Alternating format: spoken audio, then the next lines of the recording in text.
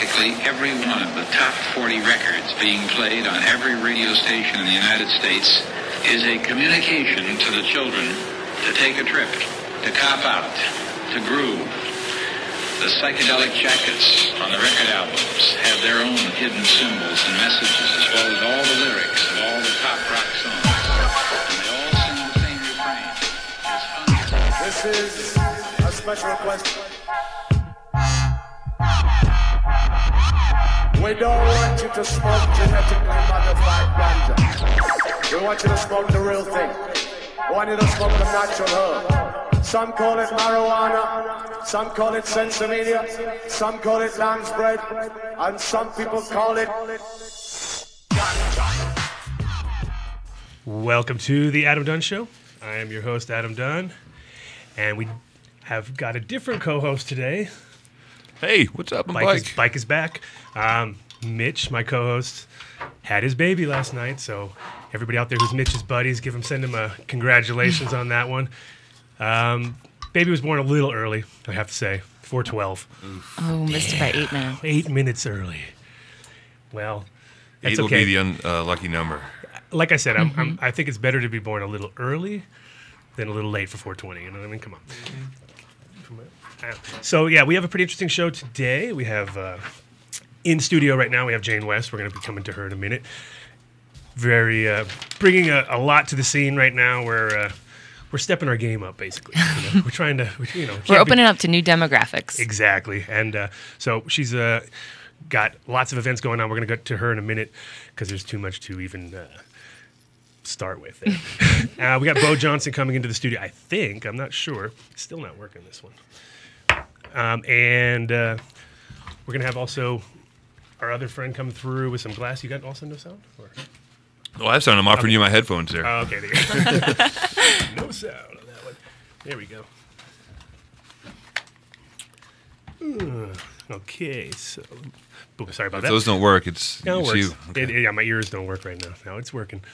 Could go a little louder, though. So, Bike, What's up? how you been? Good. I've been busy. Yeah? You got shows coming up yet, or...? Shows? No. Okay. The Bike show I'm is thinking coming. about it every day, and it's going to happen fast when it does. It's just one of those things you just have to grab by the balls and do, as you see Adam do every week. Yeah, just got to get up in time. That's the most important I part. get up before the sun. That's not my issue. It's just what I get done between when the sun is up and down. Yes. So, yeah, once again, congratulations, Mitch. He's got Yes. 2 weeks off. You got 2 weeks. Only 2. Yeah, I'm a rough boss. But again, he only has to do 2 hours. So Do we know her name? I don't think he announced the name yet, did he? No, I didn't see a name announcement We'll wait yet. for... Nope. I don't like to push people on that. Yes, No. no. It will not be Mary Jane, I'm sure. I That don't would be a know. little too cliche. You got enough, right? Yes.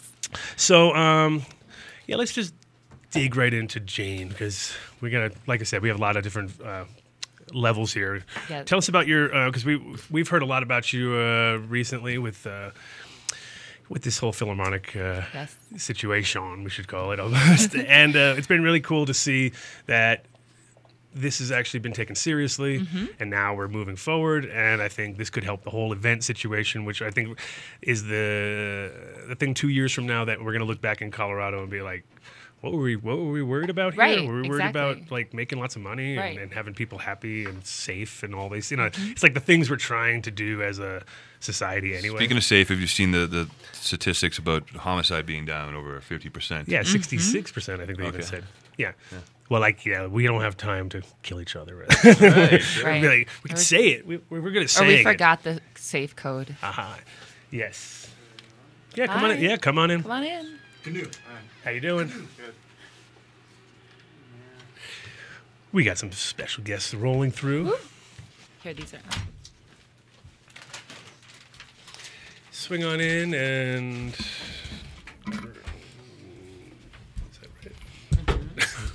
right? Here we go. Boom. Hey, how are you? Good. Good. Hey, welcome to the Adam Dunn Show.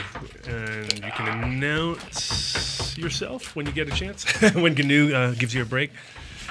Get him on mic. Get him on the camera with that. GNU. Oh, So I'm the Rambler. The Rambler's in the house. Yep, glassblower. I guess.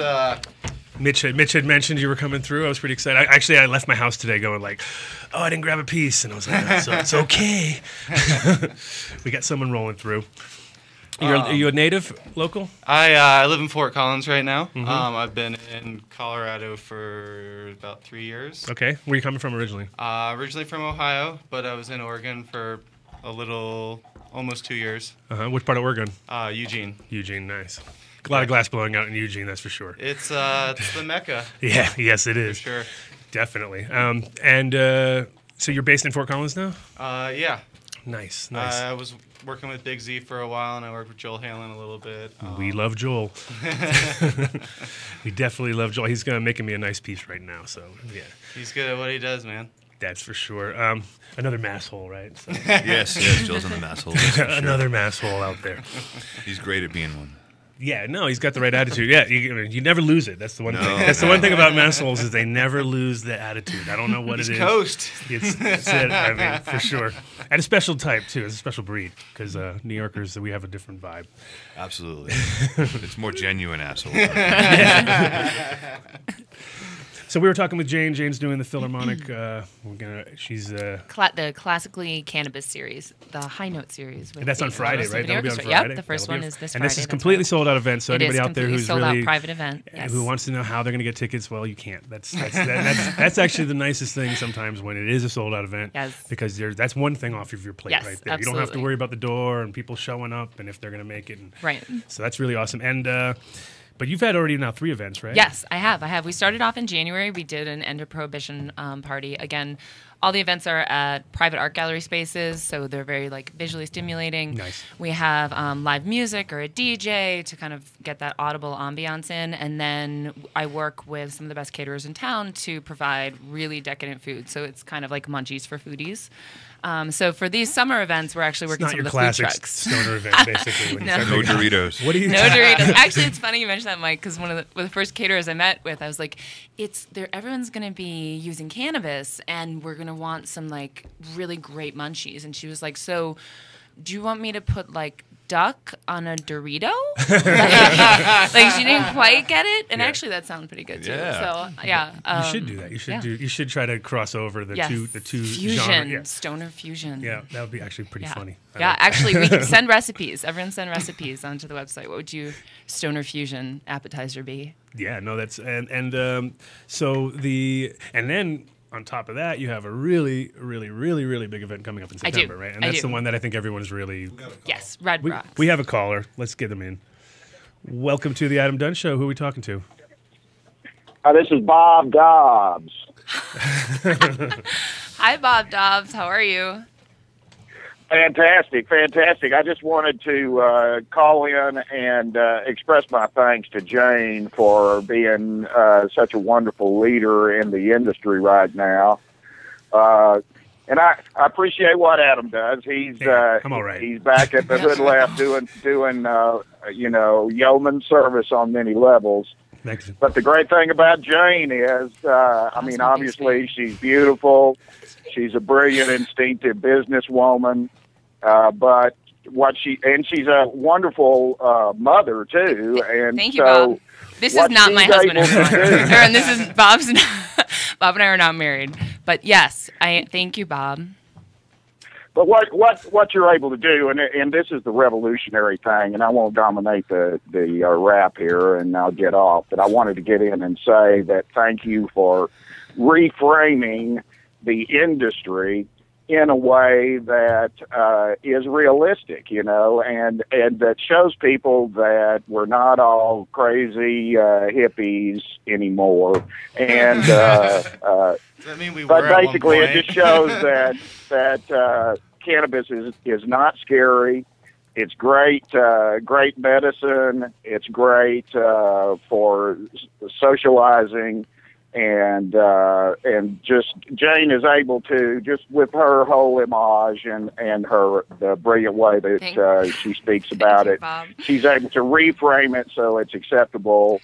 It's understandable for real America, and I just I really appreciate everything you do, Jane, and you're the best thing going for us right now, image-wise. And God bless you for really blowing it up with the symphony. They need help paying the rent. Yes, and, they do. They do need help paying the rent. And there's some of the musicians that are going to be playing on Friday. You'll hear like how like they spent their whole lives just learning this one instrument. So it'll be great to have them there too. Thank you for calling, Bob.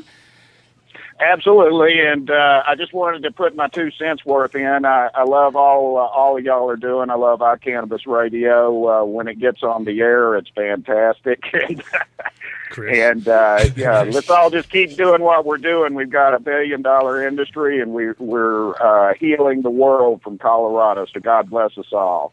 Hey, Thanks, Bob. Thanks a lot, Bob. We'll see you this summer at an event. I'll talk to you all later. I'll see you soon. Is that literal? The symphony is having a hard time raising funds to pay the rent? Yeah. Oh no. The day before our event series was launched, there was a cover article in the Denver Post about the issues going on right now with Betcher Hall, and I encourage everyone to read about it because it's really interesting what's happening between the symphony and the city. And so yeah, they're having some issues. And once again, the downtrodden stoners will come, rise up, and pay the bills. Yes. I mean, that's pretty much what we're kind of good for. We're like the cash cow out there. Whenever something's bad, hey, maybe we could get the stoners involved and take all their money. It's kind of the way it goes, but we don't mind. That's the crazy part about it too. Is none of us really mind because it's like we're trying to create an industry that doesn't exist at this point, and part of it is, and it's such a simple one too. It's like, I mean, how much money do bars make every night? It's just like if the bars gave to the symphony, like a little bit, they would be fine, right? You know what I mean? How many bars are in Denver? It's like that would be not too hard. That is a very good point. You know what I mean? So like in the sense that, but we don't want them to. We want to take care of it. Yeah. And then we want to sort of show them like, you guys could have done this off of the top of you could have just put a jar out at every bar and you could have paid these bills. You know what I mean? If they would have just recycled all of their bottles exactly. and then taken the 3-cent retainer or whatever per bottle and done something good with that, maybe. Yeah, no, there's a lot of angles, and I mean that's the cool part is that we're much more creative when it comes to things like that because we're not so one-sided, and we're not all about. I mean, there's obviously people within the industry that are profit-driven, but there's also a lot of people who do stuff for free. Yeah, well, absolutely. It's mostly the people that were in. I think the people that were in it the longest are not the profit-driven people because they would have gone out a long time ago because that's part of the whole mystery of cannabis is that people who are looking at it from the outside always think we have tons of money, we're doing great, life is so easy. Yep. These plants grow themselves, they sell themselves, everything is easy. It's not at all. It's actually probably the hardest grind out there because you're dealing with politics, you're dealing with farming, you're dealing with all these things that are like individually difficult, and then you combine them into one, and then you have to sort of walk through this maze and figure it all out. And you're doing a good job, but luckily, because you got to take the high road, I think, is what you're doing, which is, smart. Absolutely. I just want to make it not news. Like, I'd love to be able to have an event where you can consume cannabis like a glass of wine and have it not be big news. Right. Isn't it interesting how big the news can turn, though, isn't it? Like, you just starts off as a small event, and all of a sudden it's now international news, which is great from a promotional side of view, but that's actually our problem is when our promotion gets too good, is then we have a problem. So it was originally an underground series, right? And it is not anymore. It has grown just like the seeds. It has grown through the ground, and is now really blossoming here. No, and I love to see it because I think the future of America is looking at Colorado to see what we're doing, and if we can kind of come across with intelligent things that cross over to many different sort of levels of people, that's what we're going to make. If you look at the Denver Post webpage and people can comment, the comments from around the world people are blown away that this is happening. Yeah. So. And it's honestly, everyone I've met, because I've only been in the industry for like 8 months, and everyone I met, they're just such like tenacious, passionate business people. Like I'm so drawn to the whole community. Everyone's so interesting and really, really passionate about what they do, and everyone has their own little specialty. Yeah, no, and kind of, and it's a very organic thing. That's what I've always said. Is like from the beginning, a lot of these people didn't know they were doing this. They were like, well, I guess I'm going to open up a store now, and then now they have a store, and then all of a sudden they're the sort of cornerstone of their industry or something, and they didn't no ideas, didn't go to school for it, like I don't think anybody went to Right. school Right. thinking that they were going to do this Right. industry. So That's why it's such a unique group of people, because there's no manual. You Right. don't start your first day on the job and get a binder. You Right. will very soon. it's getting that way. It's getting to the point now. That's kind of where the magic part of this industry sort of disappears quickly. Like the minute someone says, "Read this," Yes. you're like, The "Whoa!" binder is the No, laws. I hear you. Whoa. I know. Do you know Yeah, how much data entry is We involved in need growing that, weed? it's not back in the day. Right. Yeah, Right. back in the day was anti. I would not write things down on purpose. Like that was my, last thing I wanted was numbers on a piece of paper that Right. said what I did. You know what I mean? It was like no, and then all that, and that's kind of what's the interesting part is the people that did do that were like just handing over, here you go. Here The you police go. come and they take all these records and they're like, oh look, Oh, well this actually is how- 4 years ago you had grown 5 pounds. That's definitely not what you need to have. So we never kept any data. And now it's always been word of mouth and passed over to this person and that person, and then now everything is written down to the point where I think that's what scares off a lot of growers anyway. They get into the point where the guy says, "Okay, now just fill in this and tell us what you do all day," and you're like, "Oh, that takes a lot more work than just doing it," So you're like, "Oh, It's a very difficult job description to write. it is, and but it's interesting to see how the people are now creating positions and jobs, and there's new jobs that didn't even exist. There's recruiting companies. Yeah. Yeah. Hemp Temps was Yeah. one of them for sure, and and it's growing globally, but it's also Colorado. I think is a good sort of indicator of where other people are going to go. Absolutely. That's why I'm glad that we have such a density of intelligence on this topic. Like having you here and having all these other people that have been in it for years and years. Yeah, well, and we are all learning.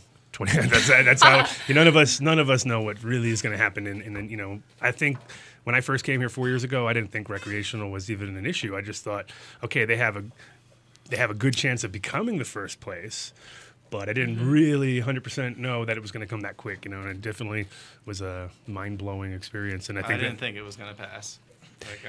I was like, it went down in California. There's no way that that'll happen here. Yeah. Colorado's a smaller, easier beast Yeah. to tame. Yeah. It's because we're small. Well, yeah, That's I why know. it worked, because we're small. Sure. Yeah. It's very close to the population of Amsterdam too. It's about 1 million people in Amsterdam. Same sort of thing as here, and that's part of the reason why it worked in Amsterdam and it wouldn't work in some other cities, because it's quite condensed, small, easy to sort of manage, and you can walk from Yeah. one side of the city to the other, Yeah. so that's not a problem. And I think anytime you get a sprawling place, which 10 million people Right. or more or something, then it turns into like there's just too many agendas going on. You know what I mean? And the minute that one person does something, 20 people, latch on because there's the desperation for, to make something happen. Yep. And then when you have a place like here, which has got more space, Yes. I mean, I think also because of the airport moving was one of the biggest things here. We have so much Yeah. warehouse space downtown that's like And all along the beltway. proper warehouse space that you don't, other cities, they don't, that's all, and, Yeah. not near the city at Yeah. all. So we have Yeah. this kind of massive amount of warehousing that is all pretty much turned over to cannabis. I think it's amazing. I talked to some brokers the other day because we're looking for a new spot for the lab or whatever, and just to hear how the industry is like guys have stuff on the market and we call them up and they're like, yeah, we had it on the market, but we decided to just grow. It's like, and it's just normal. They tell you that on the phone, like it's the normal thing now. And it's Yeah. like, Sure. oh, okay, cool. That's awesome. Yeah. It's really great. It's so normal now. Yeah, it's like, okay, well, why would I want to rent it to you? I just start growing there, And I was like, okay, but yeah, it's interesting to see how this market develops and how. With the events and stuff. Let's go back to the events because that's also one of it's been a big focus in Colorado. I think it's confusing for the most part. It's confusing to all of us. Like it's very gray. And I have an event center, so I'm constantly, having people either cancel events because they get a letter or have, just the idea of it possibly getting canceled. They just do it on their own. Right.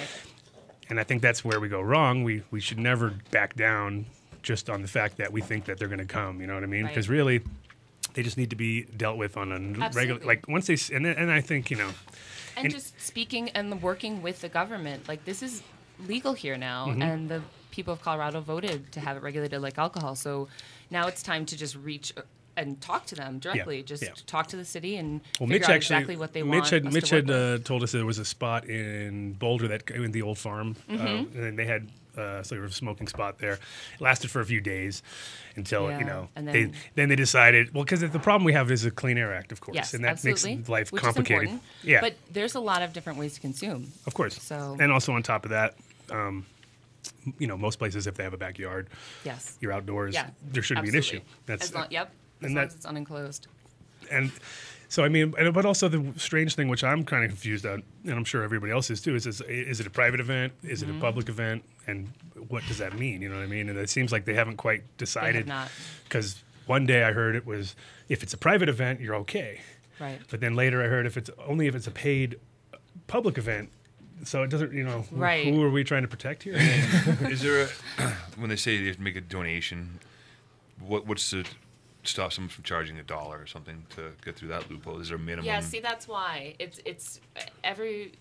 What we really have to do is come together as people that want to throw events here and meet with the city to figure out exactly what they want, so we can fit within those parameters. Well, and the Cannabis Cup was a good indicator of like Absolutely. everybody was like, well, how are they going to do it? You know what I mean? Right. And sure enough, they did it. Yep. So, and of course, they were not in Denver County. Yes. That's a huge difference. I think, but Denver is the one. I mean, people aren't flying in to other towns. They're flying Right. into Denver. You know Right. what I mean? So if Denver doesn't get it, get We its have act to get it together, right. they're going to really Yeah. lose out because you're giving such bad miscommunication at this point. Yes. And you're not giving any options. And you there know? are some surrounding municipalities that are definitely like watching what we're doing here to see what they want to do and how they would want to move forward, which is great. 'cause Well, they're very and supportive. the ones that will do it, which is what's going to happen is there's the smart places that are just right outside of the line. Just like back in the day with alcohol and certain towns being dry and the next one not. Right. Did the dry towns ever prosper? No, they became desolate. They became desolate, especially on a Friday night. No one's there. You know what I mean? Everybody who's over 21 would leave town and go somewhere else. Right. Or, Except for the speakeasies. yeah, of course. And that's where we're at right now. We're in the speakeasy sort of Speakeasy phase zone. of So funny how it's so like following that path of the end of alcohol prohibition.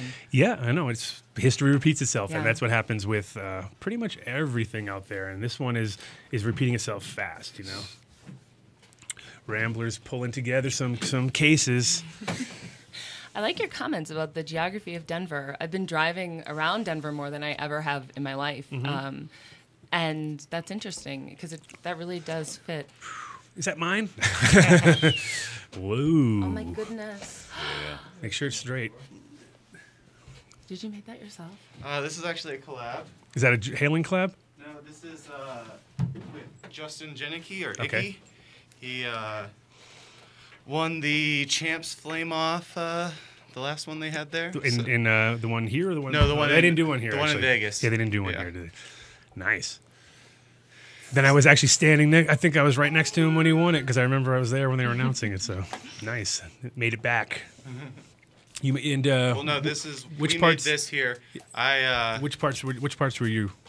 I made a lot of the fourplex type line work stuff. He actually made this disc, but I made the beach balls and. How long does a piece like that take? We have about a week in it together, Yeah. like Nice. each of us. And then the tubing itself is color creation of my own that Tag pulled for me. The green. Yeah, this I green love that. stardust over whiteout. We call it Celtic Frost. It's like a soft slime. Well, slime's actually made by the same people. Is it? But slime is more of a... Phosphorescent. yeah, exactly. More like Slimer or, Yeah. where this is, I'd say more of a subtle kind of almost goldish green No, it's great. sparkle. It's kind of like the color of my first car. I had a Tempest. I bought it off a guy who was an auto body shop, and he put like 7 coats of clear coat on top of 2 other colors, and he had mixed it. And it was like, so the car was 2 different colors. It was like when I drive in the daytime, it was green, and at nighttime, it sort of like changed a little bit and became more purpley. It was weird. So yeah, awesome.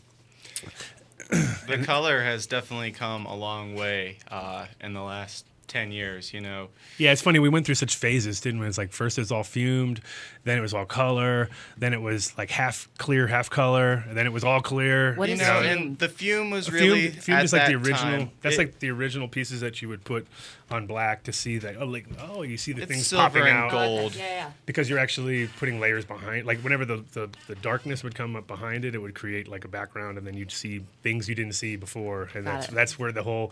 I think that's where the mystery of the. That's like how the whole thing started because I could see it and you couldn't see it, and then I had to show you, and then you're like, I see it, and then you're like, whoa, you know? Like those 3D posters. It's kinda definitely like something you Doritos. can always get a different effect out of. You Yeah. know, like there's a lot of people that are still working fume, and that's what they do because it's, you know, so different every time you do it. Sure, for them But- it's interesting too. You know? Yeah, I mean, but this right here, this yellow has the purple parts on it, and that's actually fume right there. There's silver base colors, and you know, I'd say they're 30% of the colors on the market had some sort of silver in them, and it creates a dynamic and allows you to get a different.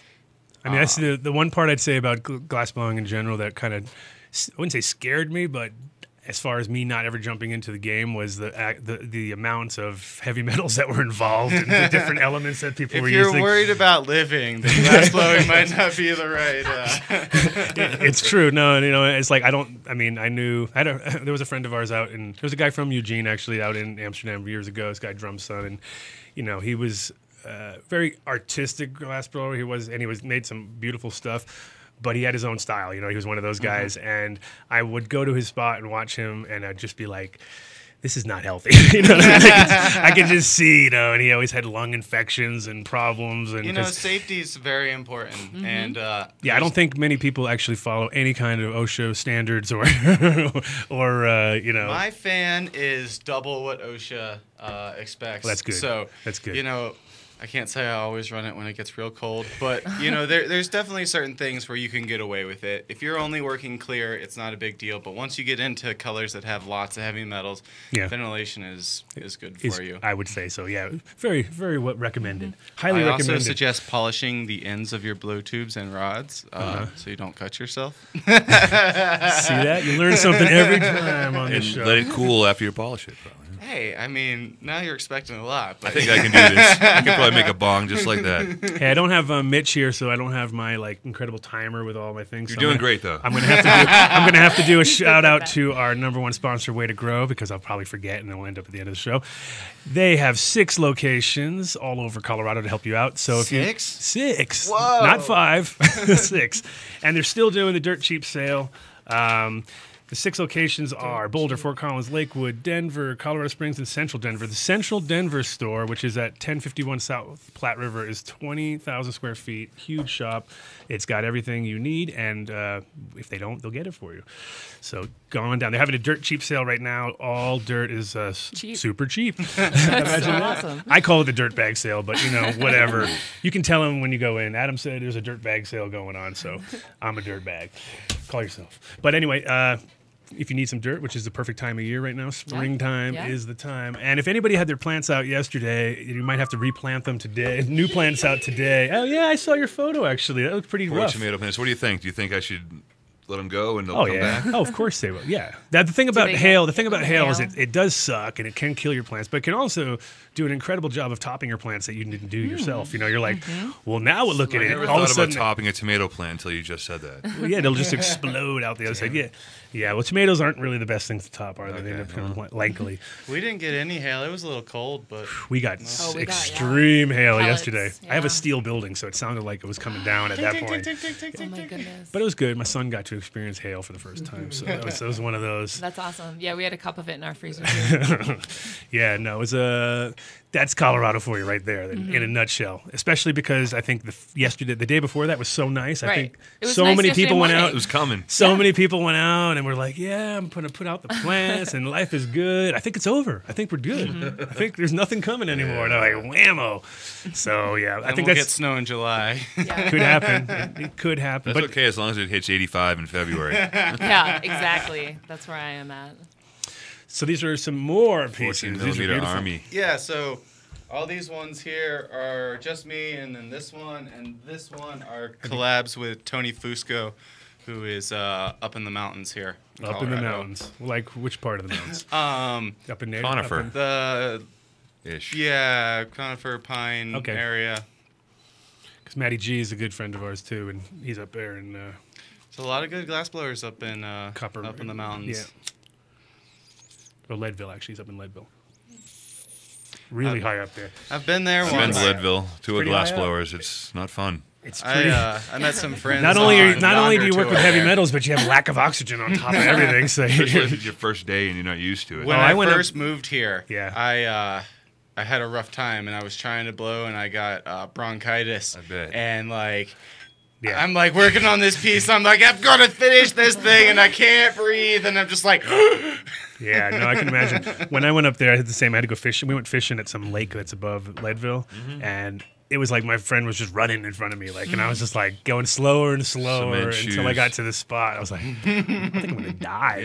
But that was my first week The here air's too. thin. Yeah, it was an interesting one though, but I think, and there was no trees left. I mean, we were above the tree line, so it's. And they have marathons up there and bike races. Yeah, no, people train up there so that when they get down to sea level, they're better. Yeah, it's the one nice thing about being here is that when you go Yeah. other places, you really I- you appreciate it in a sense. You're like, wow, humidity. What is this? Yeah. You I know? love being able to drive into the mountains on a really hot summer day and just have it like you hit it. Yeah, it's like 10 degrees. It's 10 degrees cooler right off the bat, and you're just like, okay, nice,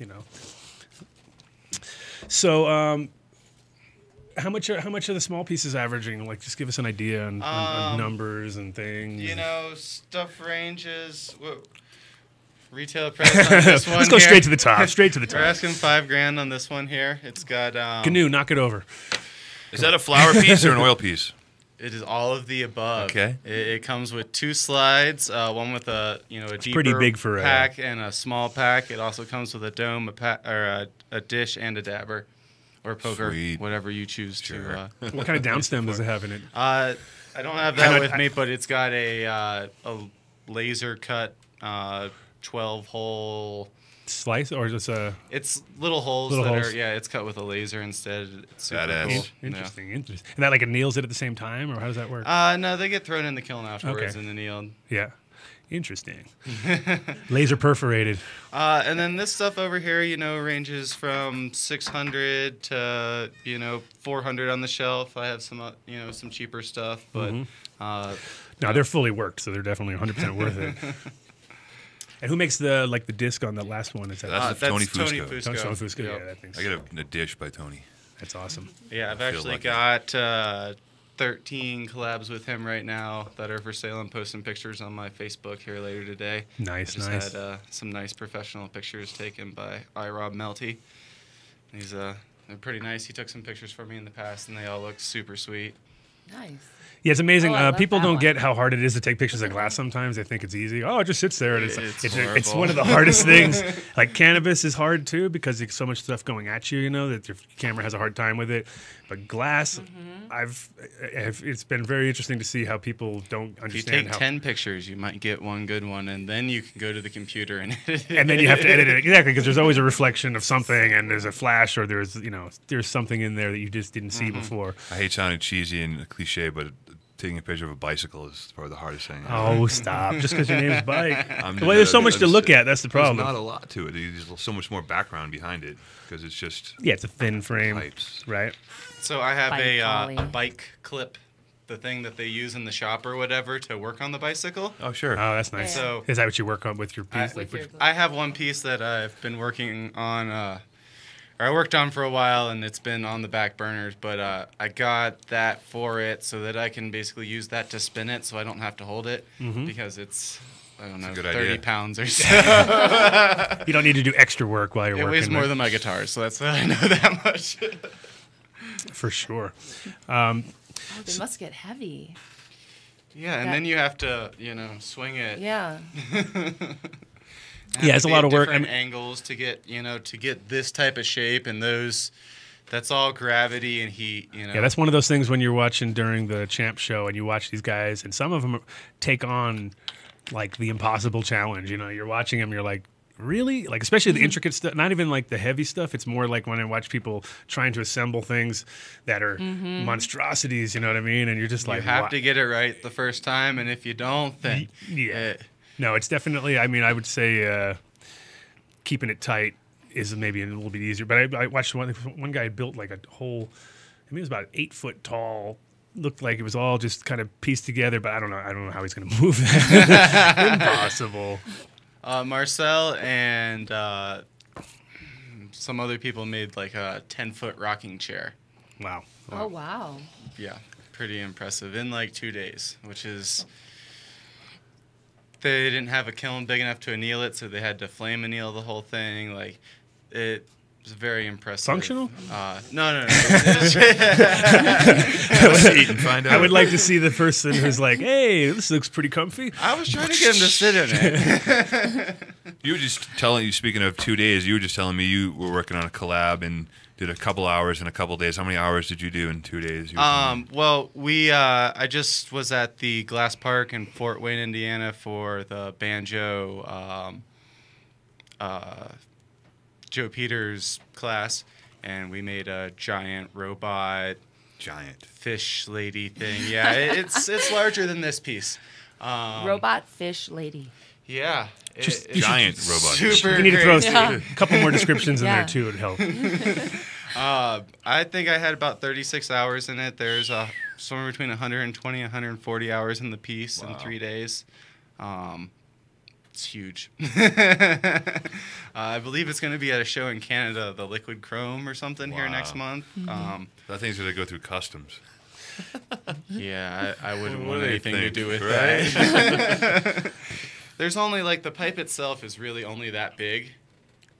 But then the rest of it's just attachments and, Oy. so maybe they just won't even notice it's a pipe. Sure, yeah, it's just straight art.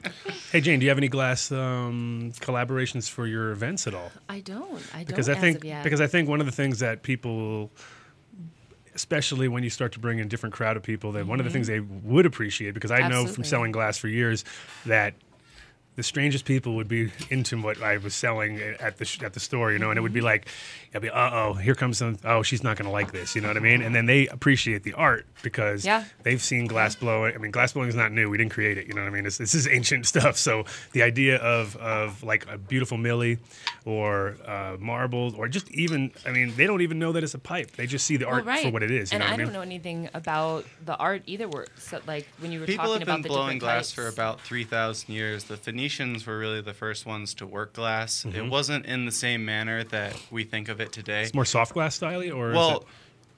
Soft glass is the first major thing. But they were basically, the Phoenicians weren't actually working it. They were getting it hot, they were blowing into it once, and that was becoming the, what they were using. Where the Italians really, created it, did all of the lines, all of the different things, like they created the versatility in it, the laticinos and the things. terminology, all of this stuff, And Latticino. that's really the thing where pipes are trying to get into, or people are really starting to make things on the size and scale that soft glass does. Right. And, people like Buck and Banjo and Darby and, these people have really changed what it is. Like, you look at it, and I didn't know it was a pipe. Yeah. I've got a friend who is a great glass blower, and he's never told his dad that he actually makes pipes. They look at him. He's seen what he makes. He didn't know it was a pipe, though. And that's been like... We should put them on a pedestal. I think it would be a beautiful combination just because, like I said, the people that are coming, if they're coming to see classical music, they definitely would appreciate high-quality glass art, All right, we'll have to get 3. We'll get 3 for July 18th. I'll order some pedestals. And we'll bring in 3 different ones. You guys have to help me curate them, though. We will help you You're curate. experts. No problem. Okay, We'll good. definitely help you on that. Awesome. And I think, because that is the melding of the arts, you know what I mean? Absolutely. You're actually, and you could even, if you're going to be focusing on Red Rock September 13th, you could literally have live glass blowing there. We could. You can do all that kind of stuff. I have to involve the fire department then, though. That's one of the challenges of having glass blowing at an I event, know. but We know. Have we ever heard? Have you had any challenges with glass blowing? Of course you have. Anything with fire. Anything with fire is Can going I to list be. my top 100? Yeah, anything with fire and regulations and people tends to become an issue. But if you're, I mean, the good part about Red Rocks is it's not like you're in a tiny club. Right, where right. You're, There aren't trees. You know, it's not super. Well, we could use It's the definitely North Lot, controlled. too. Yeah, for no, different things. So. and because what we could do then, now that we have time to think about it, is we could put together like a whole glass village there with all the glass blowers come. Because basically, Red Rocks is such a special spot that everybody, doesn't matter what events there. It would be really cool You to wanna do be more there, of like you an know? after party type thing there, Oh, where that's a like great the idea. show starts, and then as people are coming out, then everyone's throwing down. Right. It's dark. It's a little cooler. You can see what's going on. Like blowing glass outside is not a lot of fun. No. The Oh wind. no, but we'll put you in like a structure maybe to do it. We'll see. But at night with good music and something intense, like it could definitely be something intense. I like that. That's a good description. With music, something intense, everything's good. But yeah, that actually could be a really, really great absolutely. draw, because the glassblowing community is one of the most interesting ones, because this is high skill set.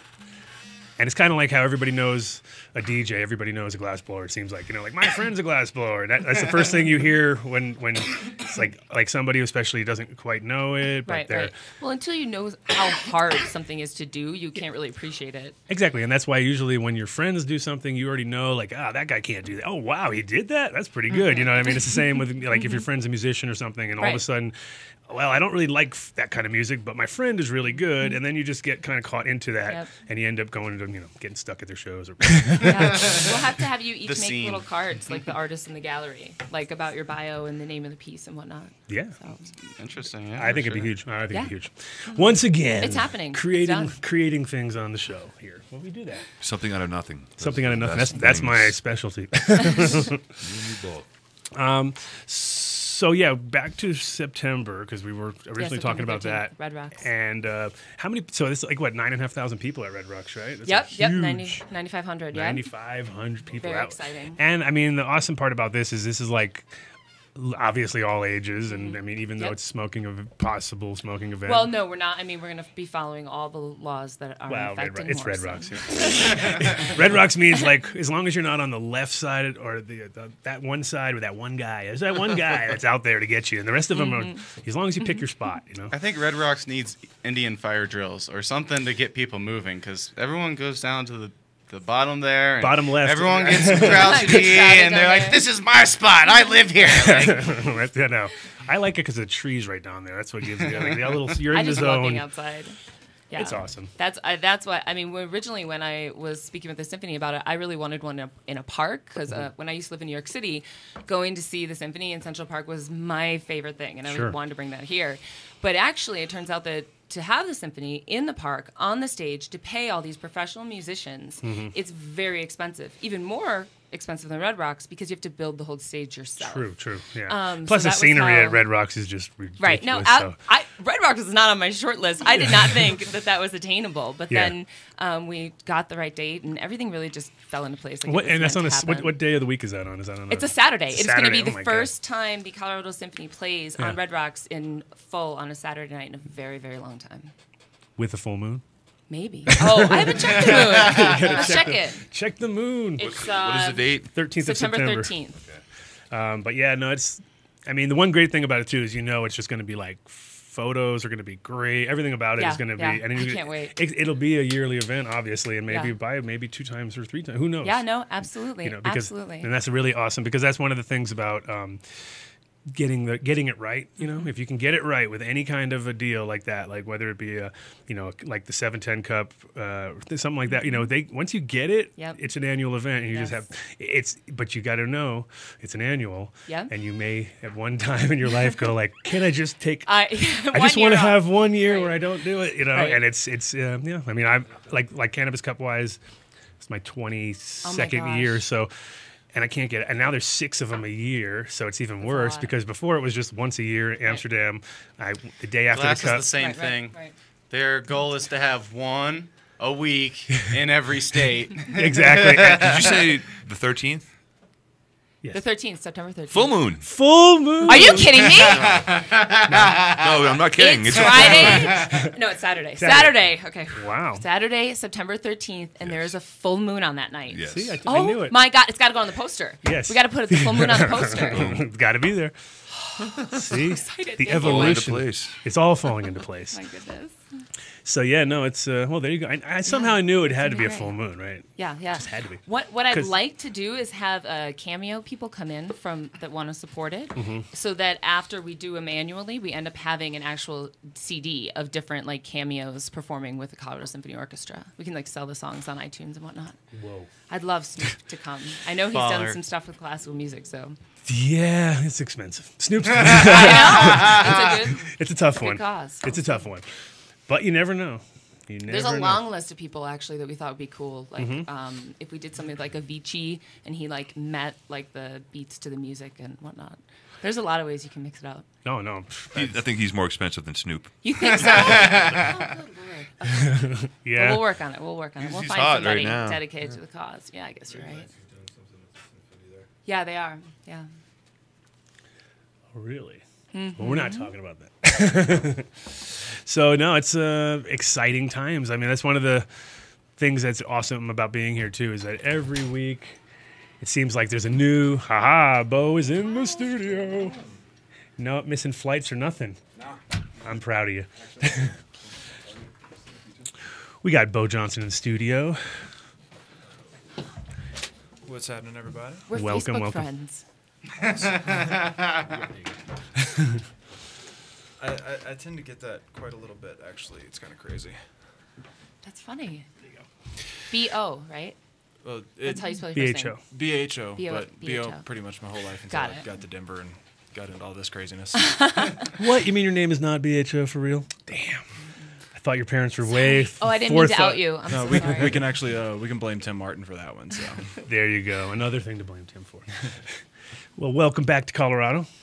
I see you're been out in Cali for a while now. a little bit loving it out there. I've been out there for about 6 or 8 months now. So Yeah. No, it's one of the, I mean, and you're from originally I'm originally from New Orleans. New Orleans, exactly. So big difference between New Orleans and California, I'm sure. I mean, Definitely. different styles and.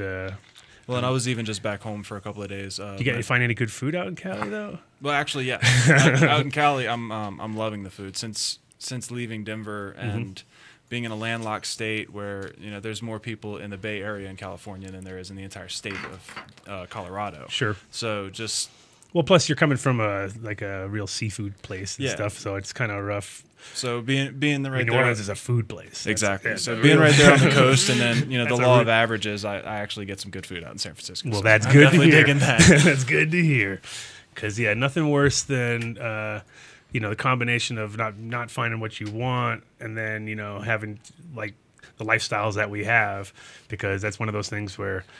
Even at the lab, I get kind of bummed sometimes. It's just really not what I want right there, So Yeah, it's definitely. like, man, food is always an issue, it seems like. Yes. I lived in Yeah, Amsterdam for good 21 food, years, good where the munchies. food there sucks. So I thought coming back to America, I was going to be. It actually is really good here for what it is. It's just that the choices are less because there's less things that there's just not. You like- should hit up Civic Center Eats on Tuesdays and Thursdays. There's a whole line of food trucks. There's some really great food Oh yeah, trucks in oh town. that's for sure. Yeah, That's and then awesome. you kinda I mean, food sample trucks them are kind of where it's all gone Yeah. now, right? It's like restaurants are Super hardly fresh. even like an issue in Denver, especially. Everyone just kind of gravitates towards, or they end up right where your spot is. Right. Just come right to you. That's great. the easiest. So, give us a little lowdown on what you've been up to. I know you went out there for CBD to kind of focus on that. And have you been how are they on the CBD tip as far as right now everybody around the world is scrambling to find the best genetics and do what they can do. It's kind of crazy. How's your It's source material? At the moment, my source material is non-existent. I pretty much had to go out there and start from scratch. Right. I mean, everybody kind of knows what happened with me leaving and everything, and all the drama that's ensued. And I wish the best to everybody involved, but I didn't really get the support or the financial support of the team or anything that I was really supposed to whenever I got out there. So Right. it's pretty much been 8 months of scraping and scratching and bleeding for it, and it's finally starting to come together. But the plants are growing. They're under the sun and loving it, and it's just a matter of time at this point. But nobody's really growing a lot of CBD out there. Everybody kind of grew a little bit last year, and they're all like Harlequin or something. They grew some Harlequin. There's some Cannatonic, some ACDC around, stuff like that. But they all grew a little bit last year, and they're just sitting on it because nobody really wants it or knows what to do with it or anything like that. And I'm coming in, and I'm just like, all right, well, I know what to do with it, but I'm broke at the moment, so I can't buy it from you yet to make products out of it. But give me a minute, and I'm just going to make it happen, But it just takes time to build up. And that's the funny part, too, is like, because, in your mind, you'd think, wow, there must be mountains of material to work with. And there's mountains of material in California. It's just not CBD. Right. Nobody's willing to bet the farm, so which is totally understandable. These guys have been doing it for generations, and some of them. So. It'd be cool to find like a local strain that they didn't know it to begin with. You know what I mean? Yeah. Like it just like stumbled upon somebody who's actually got it. Because that's one of the things I know we kind of keep every time we talk about strains. What we're noticing is that the kind of 80s, late 80s, early 90s sort of strains before we all kind of like in the early 90s is kind of when everybody started to really get on point when it came to finding like the originals of the OGs and some and like We with the Bubblegum or like all these strains they started to kind of get the new school flavor, but that old school seems to be like what Soma's Reclining Buddha, classic example. That's like a real red-haired sort of old school looking plant, not super strong, but high CBD, and that's one of those things that passes on to its next generation. So it's kind of like I think that's what you need is you need to find those guys who have that old flavor, sort of sweet. Well, that's one of the things. I'm pretty sure the Sour Tsunami is like a sour diesel back crossed a whole bunch of times or something crazy like that, and it gets that recessive CBD to come out. We've just bred it away for so long. Yeah. Now people are starting to see it again. So and it's interesting to see how we're because obviously with all the testing too, it's like now people get a definitive answer, and it's not just like I just I think so, and but also with the CBDs, what we're noticing tut is that like with different flavor or different strains from all over, they all have that cherry connection, and that's kind of like, I mean, Mitch and I have talked about how we think that there's some real obvious connection between like cough syrup and all these medicines that are cherry flavored. Why are they cherry flavored? What is when did cherries ever become healthy? You know what I mean? Or heal you in any way, shape, or form? But it's strangely enough when you try a high CBD hash or extract, it tastes just like it. It tastes exactly like that. So in a way, we kind of think that maybe all of those old bottles that you saw with all the high CBD, they were a lot of high CBD plants because it was because you're going on reactions and conditions. So if somebody gets, and I remember reading about them back in the day and being like, this sounds crazy, because it was like it had pretty much every possible reaction in one thing. You know what I mean? So you're like, how can it do all of those things? But strangely enough, it does, so. That's very interesting. Yeah, so, but the CBD strains that you had out there, you said it was both ACDC, Harlequin, and mostly Cannatonic, and that's pretty much the standard. Has there been no surprises coming out? I mean, you think somebody out there would come up with that's Cali-only strain, because Cannatonic's from Europe. The Sour Tsunami was done here, or where was it? I've seen some. Where was the Sour Tsunami? South Humboldt seeds. South Humboldt, okay.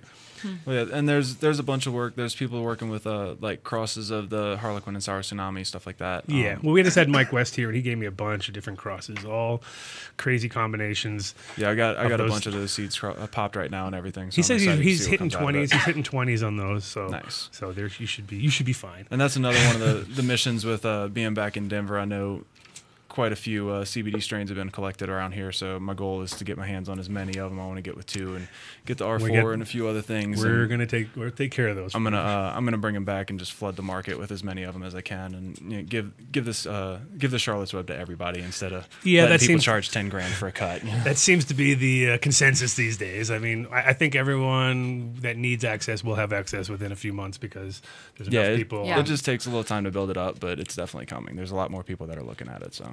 Yeah, and that's good. I saw some stuff that was pretty evil online last night. I was looking at some of these charlatans really coming out with $4,000 for 8 syringes. Like true snake oil salesman. True snake oil, yeah. True snake oil. And isn't it the like 14% CBD oil or something like that? Exactly. And I was just like, wow. somebody is really just raking it in on garbage. on children. You know That's what I why mean? testing is so important. Yeah.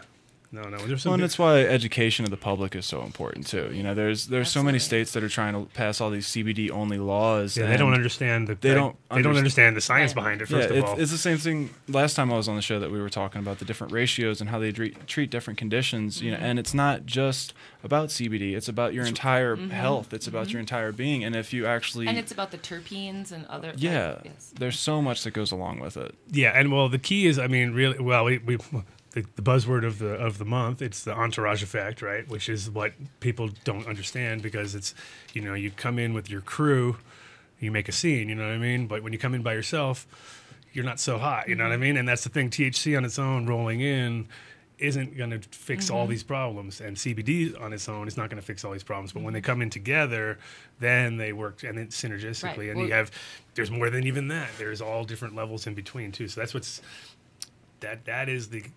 There's a reason all those components are part of the plant. They're supposed to stay together. Yeah, and it's also keeping them as a whole plant. That's part of the deal. Absolutely. Like when you make water hash, you keep whole plant. You know, so that's why you get a different kind of buzz. I like. To me, it's I a didn't know complete. that.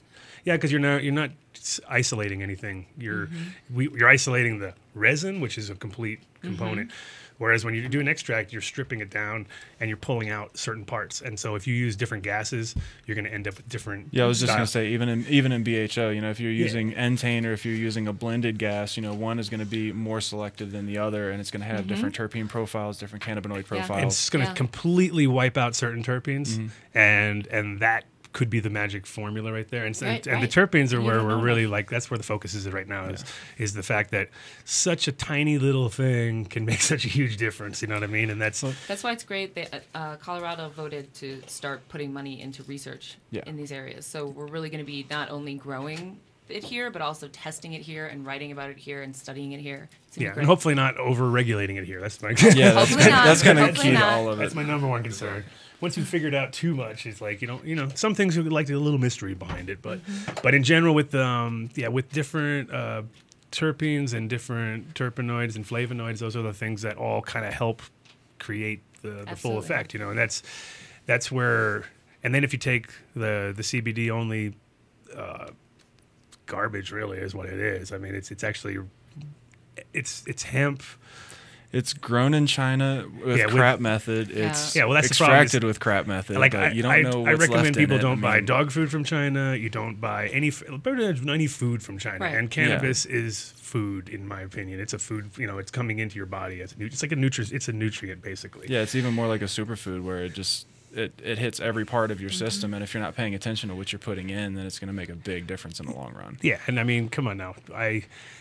I know for a fact that there's heavy metals and everything. I mean, and China is definitely not going to go use organic growing methods if they, you know, Yeah, especially if they're if not told to, basically. Because when we went, like we've actually the hemp that's grown for our hoodlum stuff is organically grown, but it's like it took them years to get it. You There's know? a fight for that, I'm sure. Yeah, no, it was love it. over 10 years ago, and it was Americans in China fighting with them that they're not gonna, you know, we're not gonna import this stuff if it's not grown organically, and so they finally adjusted it. And for them, to grow organically in China isn't such a problem. It's because there's so much land there that hasn't, you know, but they just don't think that way. They think, you know, of course we're gonna grow with, you know, heavy metal fertilizers and There's a phosphorus great based. Right. Well, they don't even picture know on it. the internet of a China glass shop, and it's like full of like 12-year-olds. Yeah. No ventilation, no floor, like No shoes. just- yeah, like No fingers. no, no bueno.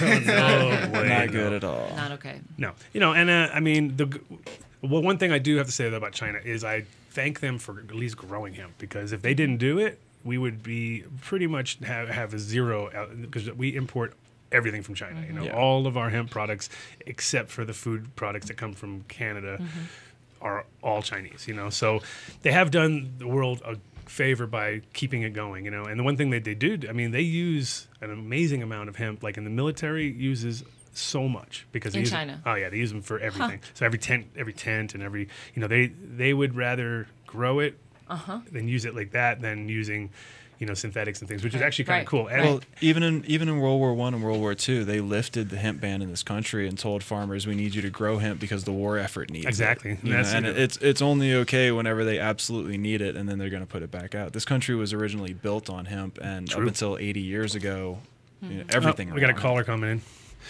We got a caller. See, I'm on it. Welcome to the Adam Dunn Show. Who are we talking to? This is Matt Riot from Riot Seeds. Hey, what's going on, Matt? Back on Hey, the what's show. up, brother? I just wanted to throw a big shout out to Mitch and his baby. Hey. And wish him the best. At least one shout out. Come on. Yeah. You heard big- about the baby, yeah, right? big congrats to Oh, him. That's awesome. Thank you for that. And my buddy Rambler in the studio. My God, I'm so stoked to see Hey, him Matt. there. What a fucking treat, man. That's all I wanted to say. It's, Awesome. the show's great. We're all listening, and yeah. Cool. Well, yeah. Well, Mitch will be back in 2 weeks. I'm giving him a 2-week holiday, so Yeah, awesome. 2 whole weeks, I should say. That's a long time. In Sweden, I think the guys get like 6 months to 8 months off, something yes. crazy. Yeah, 2 weeks is long enough to raise a baby anyway. 2 Come on weeks. now. That's all you need We're nowadays. That'll American. be If you fun. haven't done it by then, jeez. Well, good. Thanks for calling in. That's and we'll Yeah, be having you guys will on be soon. listening in. Cool. Thanks, Matt. All right, take care. Bye. Yes, all those listeners out there that know Mitch, feel free to call in and give him a shout out because he's not here. We love filler. We don't mind any filler. So hemp. That's the cool part about being. To me, that's the much bigger picture of of this state. Like, Absolutely. it's great to watch this whole medical thing turn into recreational. And now that we're over all that, can we move on to the reality of Right, what right, we're right. all here for, which Right. is let's grow some hemp, bring this country back, and then it's going to be pretty incredible. Actually, in 10 days from now, I'm going to announce it now. 10 days from now, we'll be planting the first. Well, not the first because last year they had their first. I'd say second year, but the same farm from Ryan Laughlin's farm. We're going to plant. He's already got I think 5 or 6 acres in, but we're going to plant some more Nice. group effort. So anybody who wants to come down, Oh, I would love to come see that. it's going to be Yeah. awesome. It's in Springfield, which is about 5 hours south, and Springfield will be the new epicenter of hemp for Colorado, just because of the location. It's perfect. It's really close to all the other borders. It can show everybody else what's going on. They can go, damn, we want to be part of that too, and Yeah. they'll jump on board faster than you can imagine. And And you guys have some great allies up on Capitol Hill. Like, We try. do you know who Samantha Walsh is? of course, Okay, yeah. Sam worked for me Yeah. for a little while, and she jumped on up there, and Yeah. she's been kicking ass ever She since. she just did amazing things for the industry. But we have Alex Whiteplume is going to be coming from the Lakota Indians, and he's going to sort of bless the land. Oh, nice. And we're going to have this. It's going to be interesting. When We're is gonna- this? This is going to be the 30th, the 31st, and the 1st. It's a 3-day event. And it's going to turn into, I believe it's going to turn into a 4-month-long sort of event, because once people get down there and see what's going on, we're going to have campground set up. So if you want to camp, hang out there. So I think it's just going to organically grow and turn into its own little like Occupy vibe, but with more positive Oh, we got to do reaction. some time-lapse photography. Oh, for sure. And we've got a stage set up and Yeah. tent and everything. So Which is like gross. That's going to be sick. yeah, Yeah. contact me at the Hood Lab if you need any more information. We'll be putting it out on Facebook and spreading the word real soon. We're just all coming together. But yeah, so there's going to be some, and it's going to be called Hands on Hemp. It's the Nice hands on hemp. yeah. Well, that was our monthly event that we were doing, but this will be like the historic version of it. So Do you have a logo for it yet? it's a big hand, big handful of seeds. The guys at Indie Ink will make you something awesome. Nice. But yeah, I think so.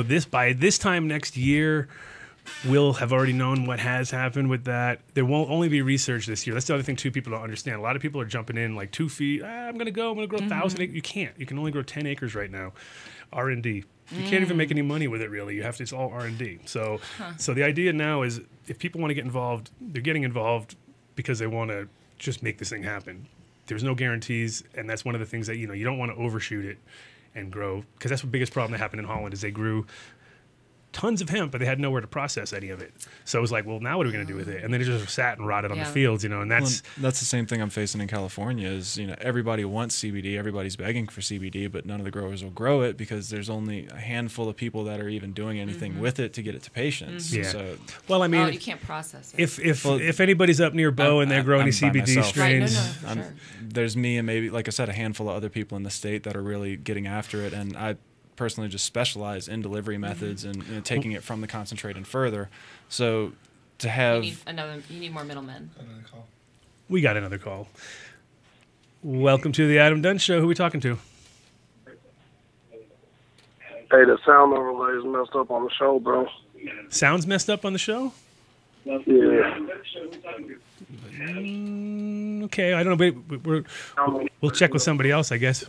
What do you got? You can hear me or gone? All right. Well, if anybody else has any problems with sound, give us a shout so we know that we have no sound. That would be nice. Sure. That show is awesome. Yeah. Nobody heard you. Oh. Makes it the rarest of the rare, the true gems. Yeah, this would be the one. This is the Lost series we have. The Adam Dunn Show Lost series. Put it all on 8-track and regular tape. Exactly. So, well, anybody in California who is growing CBD strains, who is listening to this show, we have a guy in need. Get in right contact here. with me. Get in contact with me. Yes, Mr. Bo Johnson needs some medicine to pass on to his people, and that's one of those things that I think you're going to have. If you're having a hard time right now, I believe that it wouldn't take. I mean, it won't take long once people get the picture. The next 3 to 6 months, it's really going to start blowing up. I'm excited to see what's coming. It's just, like I said, it's been a build up until now, and it's finally starting to get there. So awesome. And so, how long are you going to be back in town for? I think. I'm leaving probably like Sunday or Monday or something. I'm pretty much just like shutting down my apartment, selling my car that's here, and just doing the old clean out, huh? Shutting it down, yeah. Starting over. That's awesome, though. And in some parts, I mean, that is actually, for some people, that's the hardest thing, because nobody, they don't want to. But it's 4th time in the last 10 years that I've done it. Yeah. I left New Orleans and went to North Carolina, and then Tennessee, Denver, now Cali. So Slowly all the way making your across. west. Yeah. Proper nomad, like you say. Right? And then I'll start working my way back east and doing some damage that way. We call that rambling where I'm from. See, we actually have the Nomad and the Rambler in the shop in here. So we're lucky. We're lucky. That'll have to be the name of today's show. The Nomad and the Rambler. The Nomad and Rambler. It's like a country song or something. Right. On a warm summer evening. You can actually put anything you want in the words to the gambler there. You can change it to anything. It doesn't matter. Everything works. fits. The Nomad and the Rambler. Well, that's what this country was built on. People that just picked up and said, all right, I'm out. Yeah, no, for sure. I mean, that's it's kind of the American way.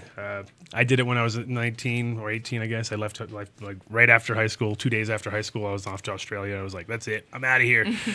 Tour. Yeah. It was about a year. I go back to JDR and stuff like that. I mean, it's the stories about you going to Amsterdam and Derek and December and Tim and all their work out here. It's one of the things that drew me and the other guys that came out in my wave out here into the industry in the first place. So no, it's awesome. I mean, it's cool. I'm really glad that I came when I came because I really felt like it was still in its infantile stages. Yeah. Those early times at the old Hood Lab, we pretty much had every player that's in the game still in the same building, and only once or twice did we have an issue, but for the most part, never an issue. And but now it's like everybody has an agenda. They have some giant. They're about to go public, or they're about to do. There's it seems like everybody's got big things, and at a certain point, we can't talk about it anymore, and we're like, that's it. So hopefully, some of these things are going to come to fruition, and some of them probably won't. You know what I mean? But it's the industry's growing at such a pace, and it's great to watch people become successful. Hopefully, and. At the same time, also great when you predict the ones that are not going to make it and they actually fall right the way you want. I love that. You're like, that ain't going to work. You know what I mean? And it is interesting because everybody thinks that whatever they're doing is going to work, and that's why they're doing it. It can't all work. You know what I mean? There's got to be just because you have a good idea doesn't mean it's always going to work. No. But it could be a really good idea and it cannot work for the wrong reason. It could be a good idea another time. Or you could just plan a date without knowing it, and you could have a full moon on it, and be like, "Bam!" I forgot about the full moon thing. It's all planning, It's all timing. Timing is the key to almost anything, and I think in the cannabis industry, our timing right now is right in front of us. You know what I mean? As far as the cures of ailments are getting closer and closer, figuring things. I mean, what we were talking about last time also with Mitch is that I remember just a few years ago. there was a big question mark on why we even get high. Like nobody even understood the dynamics of it. It was like, how do we get high? What does it do? You know, and it's like we're not that far down the rabbit hole where and we're learning every day. Like nobody was paying attention to CBGs or like things there's dozens of cannabinoids. There's a couple hundred terpenes or something, and we're just barely scratching the surface. We've just found out about the endocannabinoid system and all this other stuff. And as you're doing that, the testing facilities are also working on it and getting better and better. Well, like at Can Labs, they have these machines that'll soon be able to show you about terpene counts. Well, and that's the beautiful thing about it is, I'm not a scientist. I'm not a doctor. But I work with this every day. I work with patients every day, and they're asking me advice on their health. My goal is that one day, we represent this medicine well enough and we represent this industry well enough to where those people that are way smarter than me take over this work and start helping these people. Everyone just works together because you all have your specialty. It's all going to come in, but it definitely needs to come more into the light. And I think that what we've been seeing over the last year or so with CBD is definitely going to have that happen in the next year. For sure. I'm going to give a quick shout out to our other giant sponsor out there, Incredibles. #1 edibles here in Colorado and the universe, as we like to present them. They got 11 different flavors out there now. I'm sure there's a few more in the works. Actually, there is more than 12 because there's the gummies aren't on here, so that would be the 12th addition to the Dirty Dozen. Not so dirty. No. The clean dozen. The decadent dozen. The decadent dozen. There we go. Yes. See? That's why we have you around. Add some class to this thing. We got to class this stuff up a little bit. You need Agent 64 or Canna Brand, though. They are available in every dispensary that I know, pretty much. I mean, they're all over the place. But if they don't have them in your local dispensary, make sure you do get Incredibles edibles in there. My favorite one, Fireberry. Yours is Monkey Bar? Monkey Bar. Yours? Strawberry. It's bomb. Come on, Chris. Chris likes them all. Rambler, what do you like? I've never tried. Oh, come on, Rambler. All right, get out. Get out. I'll get you a sample. You'll love. I was going to say that sponsored means that we get like medals, right? There's a whole pile in the other room. Gift bags in the other room. Exactly. But definitely check them out. And the new product they have out there is the gummies that are pretty sick. Awesome. I can't eat them though. The gelatin, sorry. Can't eat them. I gotta go easy on that stuff. Just make your fingernails hard. Gelatin. That's why I have such crappy fingernails, probably. I don't eat enough gelatin. So back to CBDs and to the. What I was thinking about is that it's good that you're not.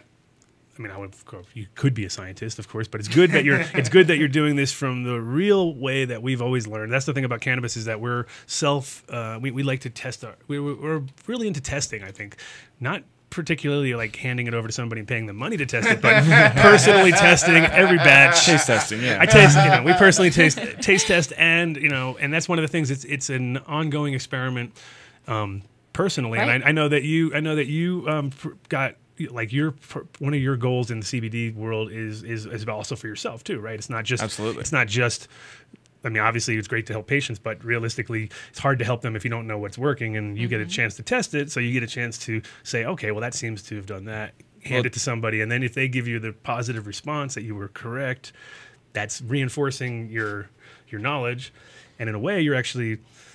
Compared to a guy who's just mixing stuff up and not ever knowing, like, I'll test it on some rats or something, you know what I mean? You're not really coming to any kind of major, you don't really know what's going on, at that point. Yeah.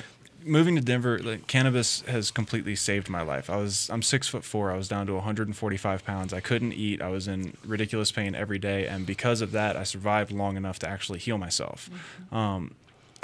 Every product that I've ever made, I test on myself before it ever. I don't have clinical trials and all that stuff. So if I'm putting out an activated oil to patients, I'm going to sit down and eat 3 grams of oil and see what happens, because I might have a patient try to do that, and if I end up going to the hospital, I need to know that so I can tell them that. It's the same thing with any of the products that I've ever made. And you mind plugging me back in right there? Sorry. And that's the big thing about this industry is we don't really have. Any testing going in. We don't really have any trials, so we have to try it on ourselves first and then give little bits here and there to people and be like, okay, how did that do? And then, over time, we actually get to see across the board these same reactions in all of these different people. And I may not be a scientist, but I remember ninth grade science. I remember the scientific method. You think something's going to work, you try it out, it doesn't work, you tweak it a little bit, you try it again, and eventually you come up with something. So. And now you can test it and see how the numbers actually match exactly what you've been working on this whole time. Yeah, and that's, I think it's really cool when you have an idea in your head and then you go and have it tested. When you don't know, when you're just testing everything, it's cool too, but it's an expensive way to sort of filter through stuff. But when you use say you've had a strain for 10 years or something, and you just even the Harlequin was told to me by Bill Althouse. He said the guy that had grown that originally. That plant talked to him. It literally told him, "Hey, I'm over here. I'm special," and he really whoa, this plant keeps talking. What is this? And he didn't know. And then when they tested it, they found it out. It was 17 to 1 or something. So it was, a great strain. And that's just that's purely instinct. There's no science behind that except for, I don't know, unless you have a way to talk to plants officially. I try. They don't really answer me very much. Yeah, but, not too much. I talk to them a lot. But. And then the testing proves that he was right. Yeah, and that's a good reinforcement because then you just know you're on the right path. You know what I mean? And that's because we've been flying in the dark for so long. That if anybody's been growing for 20 years or so, then most of us have never really had it. I've had over the years a couple things tested because of putting it into a cup or something, and that's the only one. I wasn't paying $100 a test when I'm doing my breeding. I'm just going through stuff and looking, selecting by instinct at that point. Well, but now that we can really get more into pediatric medicine, it's just going to be a required component. Yeah, no, now they want to know everything about everything, of course. And once again, I'm always it's kind of like the magic. Come on. Keep it a little mystery. Keep a little mystery in there. Then you can grow for your reasons and your my mystery weed. Yeah. Try some mystery cannabis. Yeah, right. Well, and that's why I went to California in the first place. Because I have about a dozen kids here that I work with. I have 10 or 12 cancer patients. A half a dozen people in all these different types of conditions.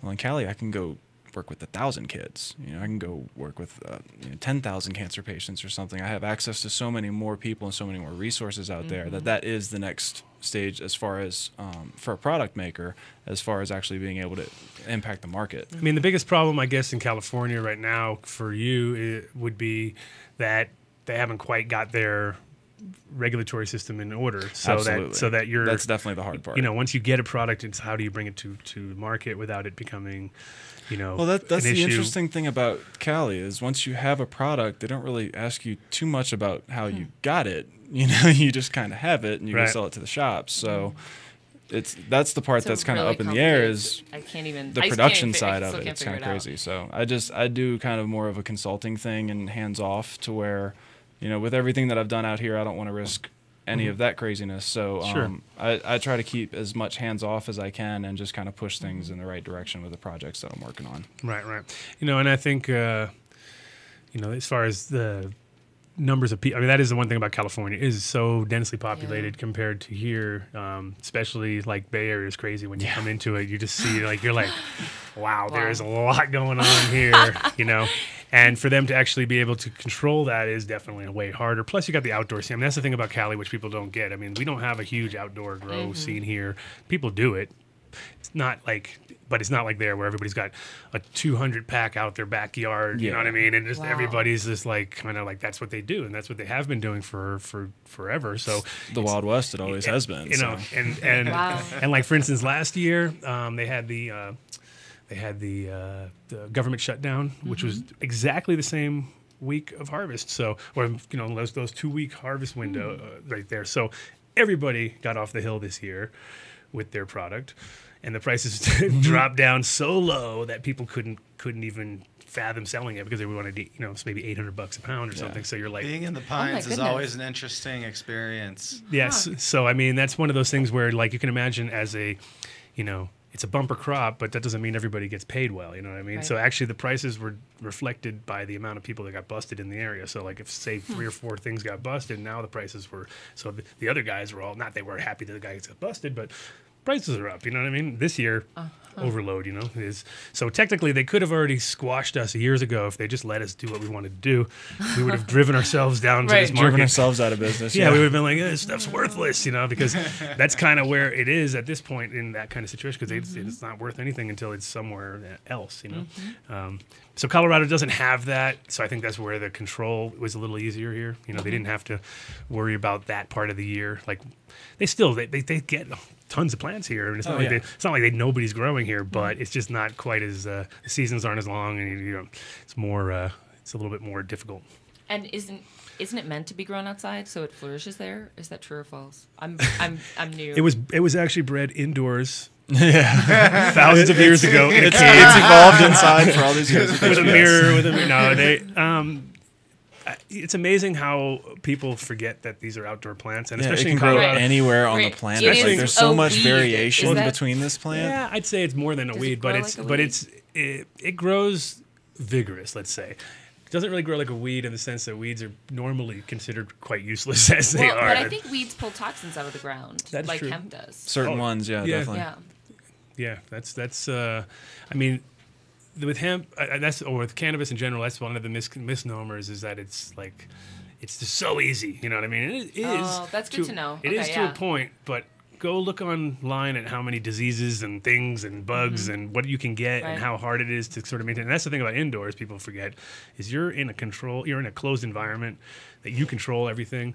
So if you get powdery mildew or anything like that, it's pretty much your fault. The more and more plants you put in one spot, the more and more pesticides you have to use. Yeah, well, if you bring in the biggest problem is bringing in plants from other people. That's where that's a really good point too. And that you got to control everything top to bottom. Just think about how many bugs are in Denver alone. Oh, I know places that grow more bugs than bugs. I've seen them. You know. But still try to call it medicine. But in general, it's one of those misnomers, I think, where people kind of think it's hard, and then or that it grows really easy, and it turns out that they come into it and spend a bunch of money and find out that ain't so hard. I mean, it ain't so easy. But also, like, noticeably too, when we bring certain plants outdoors, they thrive because of the conditions. Whereas when you're doing lighting, it's similar to when you're doing extractions. You're limited on your whatever you're giving to them is what they're getting. There's not a full spectrum. Sometimes, even if it says full spectrum, it might be missing some UVB or it's missing. You know, it's still not going to be the same thing as sunlight. I mean, we haven't done that yet. Yeah, we're not even close to that yet. So what I'm hearing is that hemp, while it grows really well outdoors, it thrives relative to being inside, but isn't necessarily an easy thing to grow. Well, no, cannabis. Let's say cannabis thrives indoors because we've gotten it pretty well dialed up. But if you take a light and you go outside with a 1,000-watt light in a sunny day, you won't even see the light. It'll be like, I don't know. Oh yeah, that thing's on. Okay, it's like we forget how powerful the sun really is. You know what I mean? And so there's not much you can compete with it. Try to use a magnifying glass under a 1,000-watt light. It doesn't work like it does outside. Well, there you go. So that difference. So that means you're missing something there. There's some thermal thing missing. That's a good point. Well, and there's so much more light in the sun that we can't even see. You know, ultraviolet and everything else that these plants work with and soak up and everything. Like we can't even. Unless you take the right psychedelics, and then you're like, dude, and then you're like, wait, what happened? I see it all now, and there it is, exactly. But no, there is a lot of unknowns in growing in general. I mean, it's also like we're just getting out of the whole old school lighting phase and moving into a new school, more efficient, broader spectrum, but still, every time you talk about it like this, like I feel there's many parallels in the glass to the same thing, you know, like it really over the last 20 years, like it's completely changed, you know, like you said earlier, like fume pipes, like, you know, people were getting on dead lot, you know, in the 80s to giant masterpieces where, you know, a bust that Nicholson and Banjo sold last month for $134,000, I believe. Wow. Yeah, no, it's next level. It's a huge female, you know, it's giant, but it's just it shows crazy that things have gone that far, you know, in 20, 25 years. You know, like with and it was funny with strains, we also go through those phases too. There was like, you know, skunk was a big thing at one point, and then it went to hazes, and then it went to Kushes, and it's kind of. And now it's finally coming back to CBD. And now it's CBD. You know what I mean? So it's like we're kind of like going through waves, and only the people that are in the industry kind of understand that, because a lot of times when people are fresh to it, they just see a bunch of green stuff. They don't see the differences. They don't see the nuances, and there are plenty of them. Just like wine or anything out there, you can go into a Absolutely. liquor store and see 1,000 bottles of wine. If you have no clue, your chances of finding a good one are pretty rare. Absolutely. Because I could not agree more. There's not that many super tight brands out there. There's a lot of crap, and there's a few really ones that are on point. You know what I mean? And once you know, you tend to go to that one. You know what I mean? You'll walk in and you'll see 1,000 of them, and you'll just go right to the one boom. Right. And I mean, we're kind of in that phase too with cannabis. And that's why education is so important, and like your knowledge of what all these words even mean. Because I don't know, like I've started to learn now that they're actually like compounds that reflect what the strain, like the parent plants. Sure. But I didn't know any of that more than 6 months ago. So like over a year ago, if I smoked pot, it was just weed. Like I wasn't sure what it was.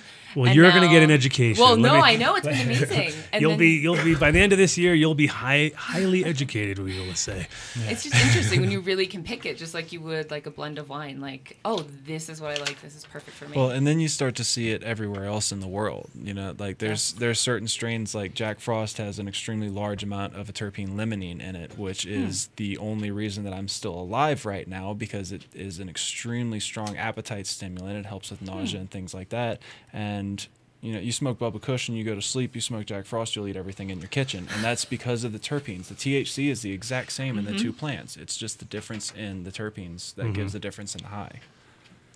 Yes, and we have all been in the fridge. There's so much to learn. And it is so awesome. I don't even know why I'm here, but I'm going for it. Yes. Everything. Yeah.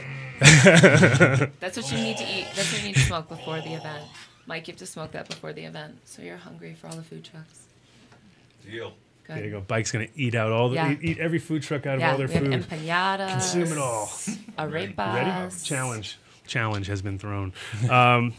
Yeah, no, that's I mean, like I said, you're going to definitely get an education over the next few months. We will. Oh, forever. We will There's so much to get learn. you up to speed.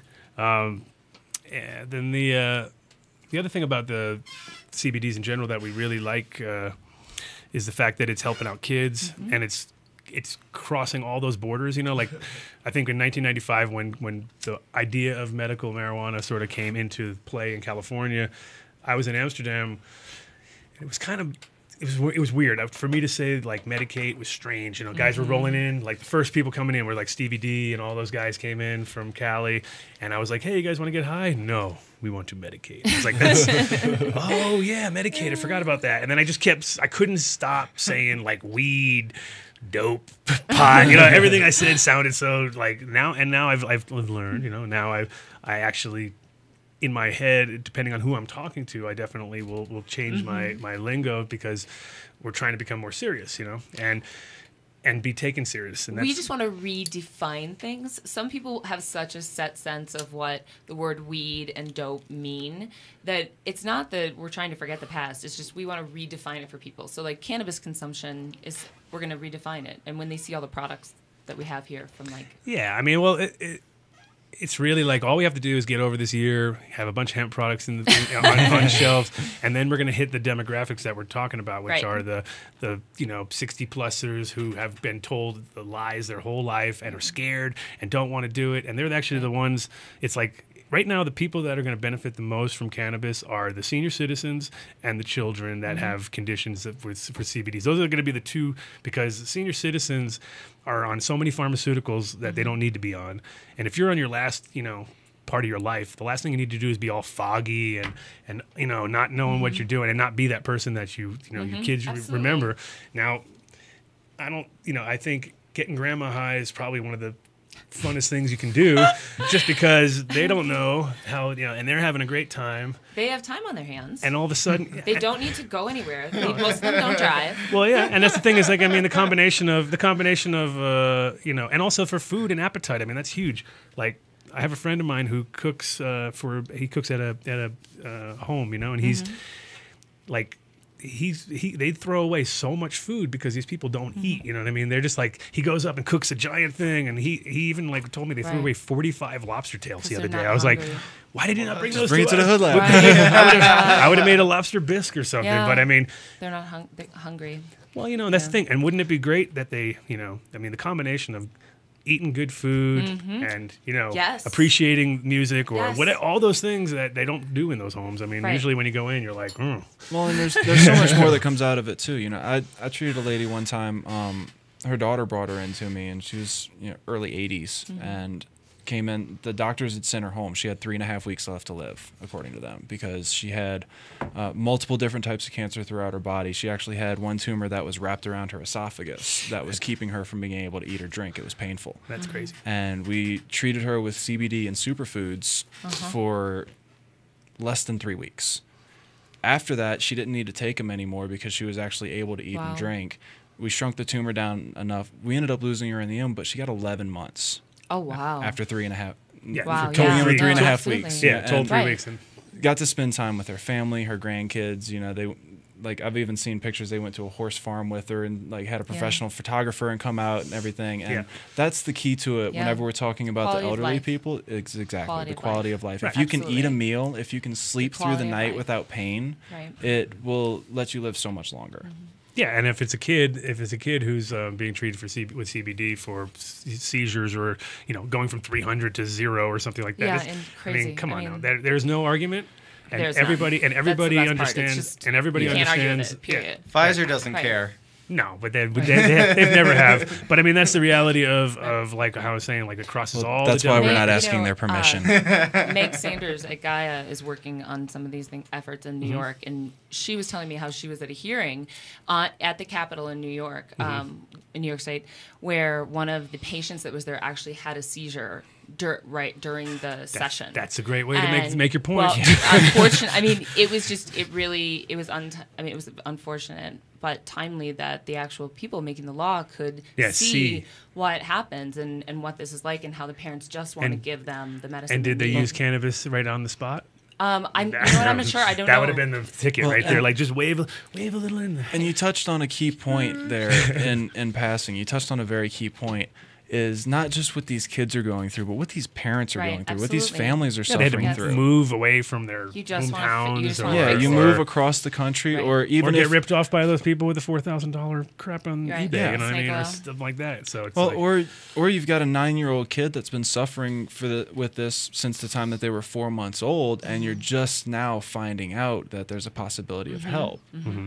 That's going to be the biggest thing for me is people are about to be pissed. Yeah. Like whenever everybody down south actually realizes what's going on, like Right. I mean, if people realize what was going on with the medical industry, period, The more we know, like right. the leading Oh, yeah. cause of death in the United States is It's medicine. pharmaceuticals, yeah. It's medicine. They openly admit that it's the third, but well, it's because they opened Well, that's up. because 1 and 2 are alcohol and tobacco, which are both just as good for you. Yeah. I'm from New Same. Orleans, man. You don't need to preach that's what it is down there. I just got done spending an entire weekend trying to force feed it down my family's throat that you can never shop for food at Walmart again. You Yeah. can never go to McDonald's again. These people are trying to kill you. They don't care about you. And to have my niece look at me like I was from Mars. Sure. She was like, "Why can't I go to McDonald's?" Yeah. Child. Well, it's all about education. Well, first of all, it's not food. That's helping one thing. people You know. understand what's My nutrition. mom and sister are both nurses, so I grew up, seeing one side of the medical industry, and it's horrible, what it's become. Well, the crazy part is that I actually watched a documentary last night about it, and it was, I guess, in 1997 is when they opened up the whole ability to advertise on TV for drugs, and that's what freaked me out. Like living in Holland, where it's completely illegal to do that. You can't coax people. You can't tell people 1,000 conditions, and then you might have one of these. Give us a call. Ask your doctor if this is going to be right for you. And what's crazy is, of course, with the doctors being paid off by Right. the pharmaceutical companies, it's just a giant trap. You know what I mean? And so I'm glad I moved out before all of it, and I'm glad that I came back when it was all pretty much exposed, and we didn't know, none of my people fell in, for it. But in general,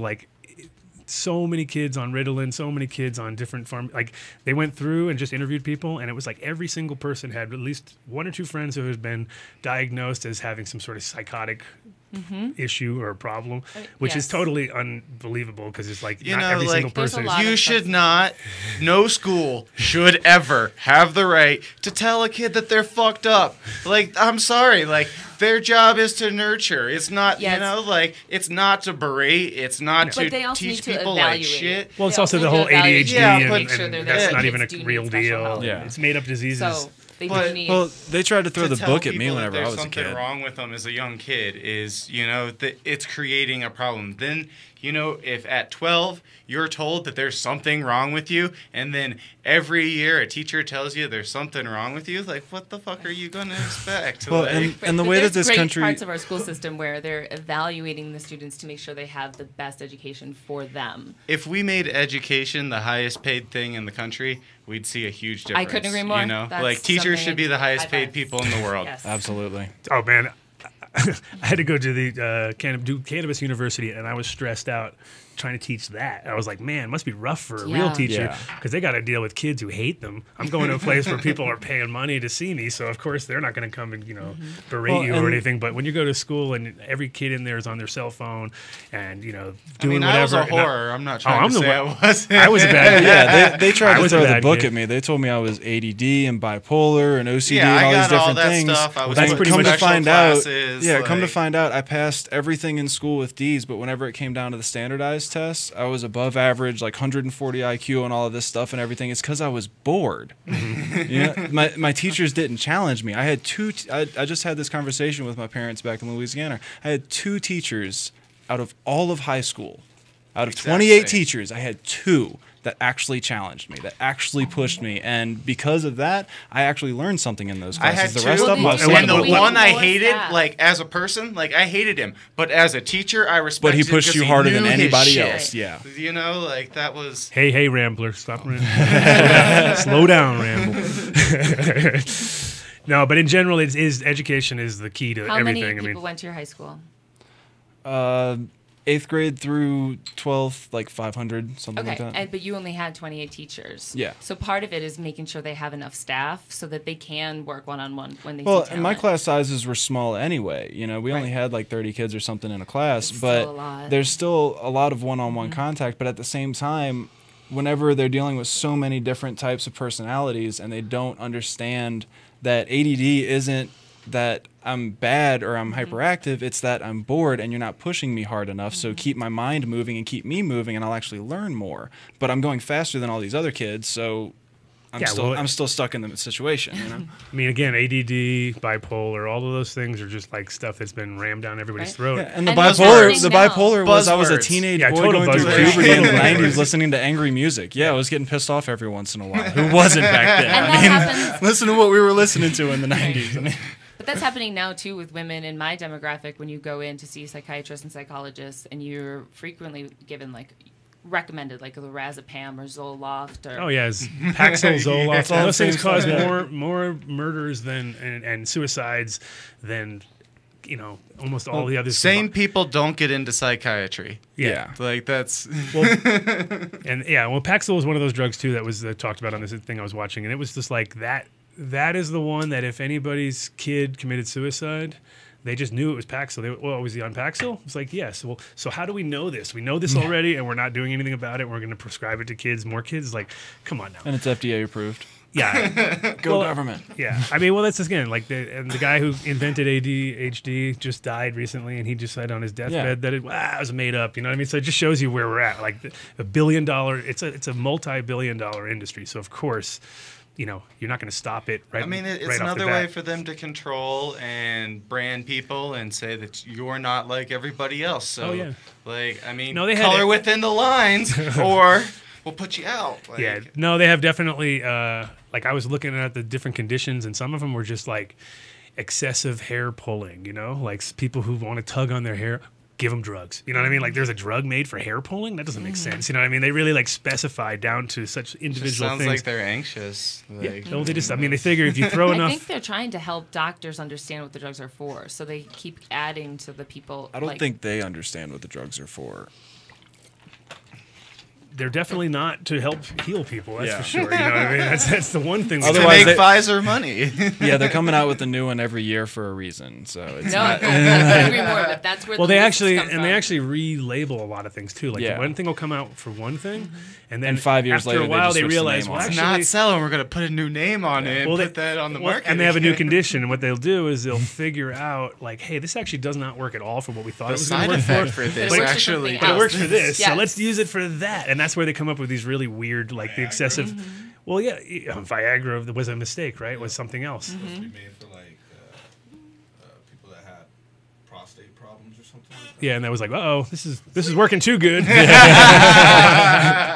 Yeah, no. In general, though, a lot of those things, and that's kind of where it was curious to see, like one drug would not do so well, but then when they switched it up and came up with a new condition, it just went through the roof. You know what I mean? So it was like, okay, so they're just throwing up against the wall, something's going to stick. You know what I mean? And then we're going to use that. That's our bit right there. So it's sad that we're at this state, but it's also, I mean, with the internet and with everybody now communicating quickly, we're not as quickly or easily duped, you know? And I think, I mean, unfortunately, a lot of people are in the system already and they don't know it. You know what I mean? They already went in and they had some minor condition they thought, and now they're strung out on whatever, you know? And that's like the oxy sort of phenomenon in here and all that. And now It's they awful in came out with a new super Vicodin, which is like totally not at all safe in any way, shape, or form. It's totally snortable, injectable. Like, it's like, why did you come up with? Why would you go do in that? for a sore throat and you come out with an addiction to heroin? Exactly, pretty much. That's That's pretty much where we're at right now, you know. And I mean, that's the great part about cannabis, though, is we have a chance to heal ourselves and do it alternatively. Which, I mean, for me, the medical community, I mean, unless it's something like pretty straightforward, like you break your arm, you kind of got to go to a doctor. There's certain things that make sense. But whenever it's mental, or there's any kind of possibilities that you might have just made this up in your head in their opinion, or they'll do anything they can do to prescribe you as many things as possible because They're getting kickbacks. You're getting money from every time you prescribe it.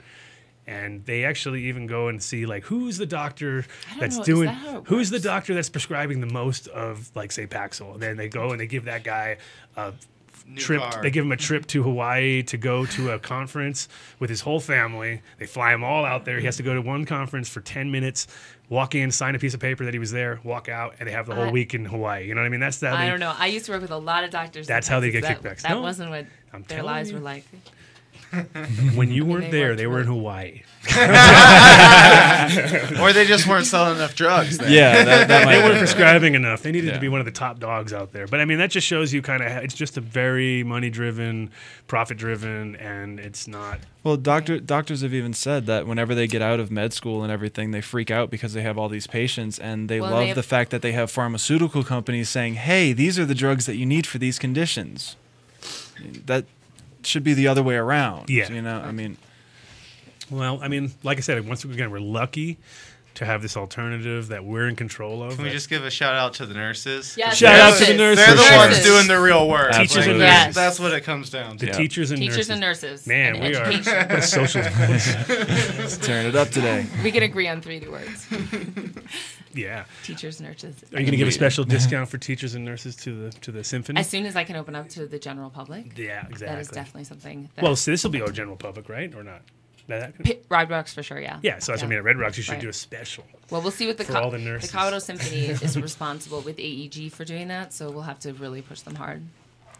AEG is pretty hard people to work with. Yeah, that's what, I have worked with them. Well, cool. Let's see where else. Where are we at now? I'm jumping all over. I like how we jump. Yeah. I like I know, how all this over is. the This is a place, all over the freestyle. place. This is Okay, a I complete was gonna say- freestyle event right now. Okay. Now Oh, that wait. Can I do now another that glass Mitch is thing not here? here. Now How that if Mitch is we- not here. We're let's- going crazy. Let's revisit the hemp point. Yes. So what if we tried to make it so that Colorado was the first state where Whole Foods had an entire aisle that was just hemp? They actually Can did can you fill an aisle during. yet? Okay, June 1st through the 8th is Hemp History Week. Okay.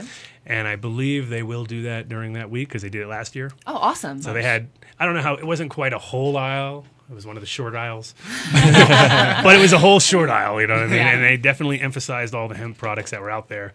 And it's quite a few, actually. That's one of those things, like when I first started to see things popping up, it was like, the basics. It was always the flour, hemp, or the protein powder, things like that. But now they're starting to develop more. And I mean, the main thing for like Colorado in general, right now we import all hemp seeds for food from Canada. But the minute we're growing them here, and we can start to do them from like Colorado grown hemp, organically grown, Yes. it will definitely get into the food chain fast. When will that be? Well, we're going to harvest this year, and there'll be some small runs, I'm sure, of little people getting it together. But like I said, this year's all R&D, so technically nobody could really come to market until the next season. But still, they could get their recipes in order. Anybody out there who wants to get their things in order? Get their supply chain. I know Carla's got her hemp burgers out there. Have you tried those yet? Come on. Yeah, but I think the food is going to be one of the huge things. Actually, right now, what's also going to be awesome is that for food for animals, like food like that is where you're going to, it starts the whole food chain at the right way. Yeah, that's a big one. Yeah, because That's for instance, like bird feed, it consists of a bunch of fillers. I mean, most of the stuff that's out there, it's like you're giving animals crappy food to begin with. You're not going to develop great food from that, if you're going to use if these are going into the food chain. So technically, just by feeding them the leftovers from the hemp press, so you're pressing out all the hemp oil, all of that leftover cake from that is like the best food for livestock. Interesting. It contains a lot of well, the thing is, it's still got a lot of oil in it, and like for instance, birds migrate. The migration patterns of birds will change if you grow a hemp field. You grow a hemp field, one bird's going to try it. He's going to go back, find his friends, whammo, you're going to all of a sudden see a whole migrational pattern. Yeah, for sure, because they understand they need the oil.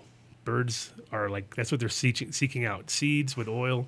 Hemp seed oil is awesome. Their feathers become nice and shiny and healthy compared to all ratty and tatty, and so they, like I said, the migration patterns of animals are going to change. So they're instinctually going to follow the quality. You know what I mean? They're not going to go for no garbage. And we instinctually follow the cheapest thing possible. It's like, look, there's Walmart. So you're saying animals are smarter than people? Oh, hell yeah. We know that. A little bit, yeah. Yeah, they don't have as many agendas on their mind. They know what they need. Yeah, they just go for what they need. And that's pretty much like... if you're going to give, it's like how unfortunately they do lots of lab rat testing and things. Those I mean, the reason they do that is it's all about instinct. There's no, it's like they're going to figure it out better than we are, because we're going to be sidetracked quickly. We're going to try to think about it rather than... Yeah, we're going to overthink it. Yeah. We're going to overthink it, and we're not going to not go for it in the long run usually. Maybe. They put the pink bow on it, so we're going to get that one. For sure. And like I said, we're all profit driven, so it's kind of like we're not all, but I mean, that's kind of, it's either, this will be cheaper, so we're going to get that. And I've learned over the years, especially when it comes to food, whatever you eat should be the best quality that you can do. I mean, that is what your driving force is, and I'm amazed. Like, I'll not, and people always are like, hey, you never eat, and it's like, no, I don't eat crap. That's what I don't do. I don't run around and just eat to fill myself up. I'd rather be hungry and go home, cook a nice meal. I know I got all my deal in, you know what I mean? Because that's what I don't do. It's like, and it's very hard to just snack around and be healthy yet. It's getting there. There's still, it's a lot easier here in California. It's definitely a lot easier than like I was saying down in the south and everything. It's ridiculous down there. So the food trucks, they use a lot of herbs to go with exactly the food from the region they're making food from, and that's what I love about it, because they just make a few things. Well, it's on spot. It's usually really, really fresh, cooked on site.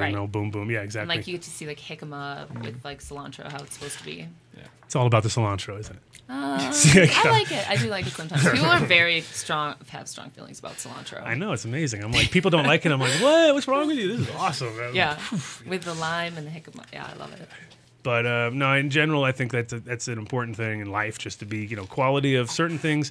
Cannabis, food, those are all things you take internally. So of course that's what you should be, and also like with clothing and stuff too. I think natural fibers, wearing that is a huge difference, because people don't get it until they wear it. And I, luckily enough, have a hemp company, so I've been wearing it for 20 years. And what I just can't get out of warm. it. It's warm. It makes great for jackets for sure. Oh, for sure. It's warm, but it's also breathable, and it has certain. I mean, there is like for instance, stay wet but like a polyester shirt, any shirt that has any polyester in it, I just can't wear it. I mean, well, I put it on. Definitely wouldn't want to blow glass in something, like hemp would be much Hemp's better for blowing glass because it's going to insulate fire resistant. resistant. As well. It's fire resistant. Yeah. Exactly. Fire resistant. Have you guys ever had a fleece catch in the? The inside is not fire resistant. Definitely don't wear it reverse. Don't wear a reverse hoodlum while glass blowing. That would be a bad idea. Standing up and blowing glass is generally safer than sitting. I mean, I'm not saying that I always get a hot thing right in your lap. Yeah, my buddy Rex. I don't know if you've ever seen Les Claypool's movie Electric Apricot, but there's it's all about Rex, and he was blowing glass and dropped a marble in his lap and caused some permanent damage. Wow. Or not not. Went to the hospital and fixed everything. He had a really bad day. It was a bad day at the he's office. had kids since, so he's all good. But stand. More glass blowing tips. Yeah, answer is I think we've got more stand. glass blowing tips today than ever on the show. And that goes along with extractions and everything too. Safety first, second, 15th, and every other one too. What's the first rule of blasting inside? Don't. Yeah, that's been terrible for Colorado in the last few months. It's been like because I remember there's an article out about it today. You should read about every day being a new explosion. Yeah, or just about I think there's how only it's actually really, been about 9. It's right? really becoming a problem. 11. Okay. Before yesterday. Yeah, we don't know about today, but in general, I mean, I just would say it's because of the numbers of people that are, looking at how expensive it is in the shop and going, well, I could do it myself. You know what I mean? And the reason it's so expensive in the shop is because the taxes. The equipment to properly make this stuff is not cheap. No, true. And to actually set up a lab and properly do it all, it's definitely not cheap. So unless you have your own outlet for it, You're looking at like $100,000 or something for a nice closed some of the system. Some of the bigger systems. I mean, not so much for the closed loop by itself, but for everything else involved with it. Your pumps, your ovens, your whole lab room build out. Yeah, you're looking at probably $100,000 plus licensing and everything else. That's where it gets killer. Yeah. Do you think, I don't know that much about it, do you think that people should be able to do it in their own home? Or do you think it's such a complicated process that it should be left to the professionals? I mean, I don't think it should be a complete outright ban because then it gets to the point where it's like a witch hunt and we're out, oh my God, they found a tube in your house and we're going to take your kids away or whatever. That kind of stuff gets ridiculous. I think safety should be never in your house. I don't think that the law should be able to say that you can't do it in your house, but as a professional, I think you should leave it to the professionals as much as possible. Oh, well, in general, some sort of regulation in some way, like you can't blow glass. You can't blow glass without a proper setup. Exactly. Right. Exactly. If you wanted to do like a I wouldn't say professional because obviously if you're doing it at your house, you're probably not a professional because you would have a big business. Just very serious concerns. But there could be a very simple, way to go. And I mean, it's actually interesting because they were talking. What if you had a place you could go do it? Well, there's companies. A lot of closed loop companies are starting to work with making like tabletop closed loop units that are small for the home extractor that you can do the entire process from beginning to end in a solid stainless steel unit. Well, I heard a rumor. I'm not sure. I heard a rumor. I'm not sure about the reality of it, but I heard that the fire department here was even talking about teaching people how to do it properly. Okay, yes, back to education. Which would be pretty damn interesting if that was the case. I would take that class. I would take that class to see what they have to say. And if that was the case, if the fire department wanted you to come to take a course with them because it's fire safety on top of, then you're certified by the state, and then you bring in a real person. I wouldn't want the fireman showing me how to do it, particularly if he's not ever done it before. No, but I would want somebody that knows doing it and them with pointers and everything else. If you had somebody doing it and the fire department standing next to them while they're doing it, explaining to you how the safety things work, and on top if there's a proper way to do it, the thing is, it's like nobody. Okay, so you don't create a spark next to it, but like, what's the? There is no manual for a standard way to actually do it properly. But I mean, we do know the basic rules, and we can pull it off ourselves. So technically, I would say it would be we could pull together a council that would be able to oversee the If there simple was rules. some sort of good standardization written down by somebody who is responsible, I think that would be great. Is the purpose that for would be a someone big to start. turn the purpose is for someone to turn their own grow into this product, correct? Okay, so since we can't necessarily trust people to decide if they're smart enough to do this in their own homes. I'm just being serious. Like, you can't necessarily trust An intelligence everyone. You can trust test some on the people, internet if but you're you can't- smart enough. Yeah, No, right. no, It's no, on no, I'm just Facebook saying- test. Yes. Just saying, what if there was just a location, just like a commissary kitchen, where you would go with its equipment that you're saying, Bo, is so yeah, no, expensive, that- And that that's, would- and that's you can also but you're just not allowed to do it at your house. No, well, that- and that's also another problem is as a home grower or home caregiver, you can't go to a certified lab that is owned No, by you're one right. of these That's a dispensaries really- or one of no, these Jennifer MIPs, Murray and would- you can't bring your product to them Yes. and say, "Hey, I need oil made from this." You know, She's irate Because about that I would mean, you make should a be able huge to test difference. it. Absolutely, you're right. Anyone should Yeah, I be able don't to know, test it. That was a kind of a weird move. It's really odd. It's like, okay, so now we don't want to let anybody have any access to testing except for professionals. No. That doesn't make any Well, sense. Well, and you Corporations. can't have access to the professionals unless you walk through the front door of a shop. Like I Right. said, you can't have your material tested, but you can't bring that material to any one of these labs that are making oil and have them make oil from your material and just pay them for the processing. Right, right. You know, that's still illegal too. So Right. there's No, no way absolutely. You there's should no be way able for to the test. homemaker, Absolutely.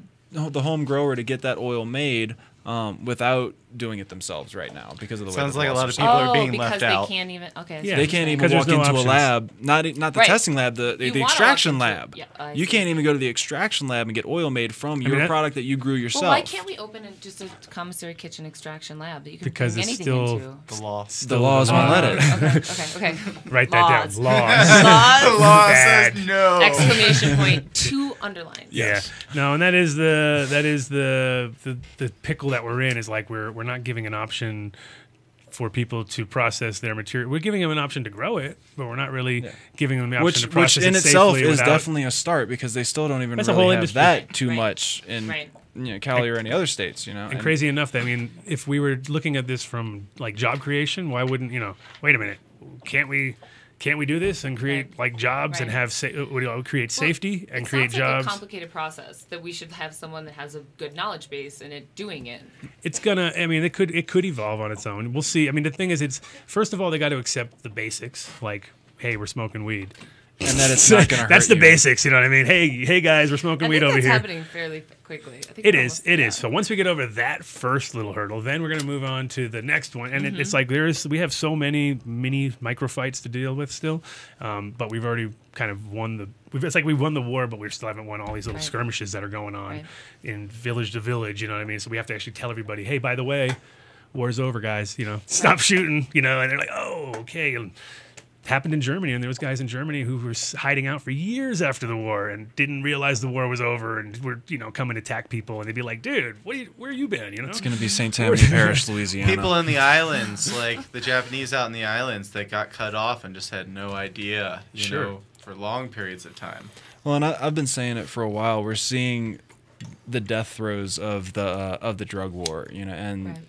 the cops and the DEA and all those guys. Imagine like a dog that's wounded, that's backed into a corner. That's going to be the most vicious, ferocious animal you've ever seen in your life, and that's what we're dealing with right now. So Well- not so much in Colorado or Cali or the other states where Well, they they just have see kind their- of regulated. But you look at other states, you look at down south, you look at back east and everything, and They see their budgets getting there's cut. a is what war they going see. on right now. They Well, s- and you know what? We're as a parent, we're raising the next generation of kids, and this is the first generation that has ever grown up in a place where marijuana is legal. Yes. So it's important that we are educating them about the effects of cannabis on the teenage brain, and that we are not using these old Prohibition era scare tactics, Yeah. and instead are really talking about this plant and what it does. I think by the time like my kid and your kids are older, that will be like, really, you guys were not too smart back then, and we'll be like, yeah, It took we y'all know. that long to figure this out? Come on. Because they're going to be. We'll they're just be gonna- like, you're welcome. you should be. I mean, I think it's interesting too. Is like when I lived in Holland, I kind of had that vibe where, like, if I met a cop, and started, I would, ask, like, if there was ever a question about anything, I'd kind of like love to talk to them about their growing up in Holland. So I'd be like, you have never lived in a place where you couldn't get cannabis legally down the road your whole life, So for them, it's just like they don't really. It took them a long time to turn around. Like now they've actually they're vicious in Holland. Like right now in Holland, they have taken on every tactic of American cops that they never had before. Like they are trained, they're trained by American cops to like they had it literally at one point. I think Giuliani came over, and he basically this was back when Amsterdam was still pretty rough as far as junkies everywhere, but it wasn't rough in a rough way. It was rough in the sense that it was just like, oh, I'm stepping over this junkie to get to that shop. They were just and, excuse me, fairly serious syringe still hanging out his arm or something. It was like, to me, that was the best way to not become a junkie. Like, look at that guy. Look at that guy. I don't want to be him, right? And then they literally, Giuliani came and said, hey, I cleaned up New York, which he did. I mean, New York is weird now. Like, when I was growing up there, Times Square was like switchblades and porno. That's pretty much when I would go down there to probably, hey, look, there's porno everywhere. And, and it was like, that was the underground seedy zone. And now it's like M&M's dancing in the street, and there's like total Disneyland vibe, and there's people dressed up. Times Square. There's lots of pockets of interesting. I mean, of course, New York's got spots, but I'm saying it's all been pushed out. It's like you got to really know where to go. Yeah. And, I mean, in general, what they did in Amsterdam is they came in, took all the junk. I mean, now there's you don't see junkies on the street anymore. Even occasionally here and there, but you don't ever see back when I first got there, you get out of Central Station, thousands of them. Wow. You're like, whoa, what's going on here? Does anyone know where they went? Where'd they go? That's the big question. That's what there was a billboard in New York at one point that said, where did all the junkies go? Somebody paid for that actually to put it up because they were just like, man, what's going on here? Because it is strange. Shift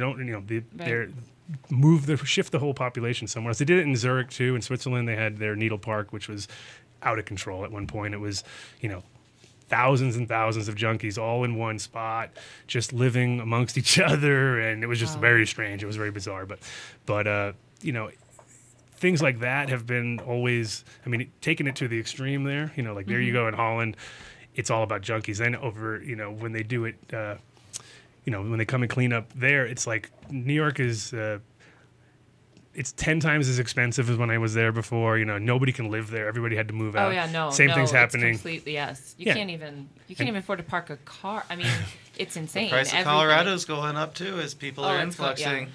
Well, there's about 25 cranes downtown right now building, so I mean, it's like it's just gonna go. Yeah, I was looking at that yesterday. I've been going for about 3 or 4 months now, and it's exploded. And my power bill went up huge. Think of how quickly we're gonna change the demographic when everyone moving into all of those vacant spaces and that new voter base are all the people moving here for this reason. For cannabis, yeah. Yes. It'll be very swift. Up until this build influx, if you were looking for a place 6 months ago, there was like 2% vacancy rate or something like that.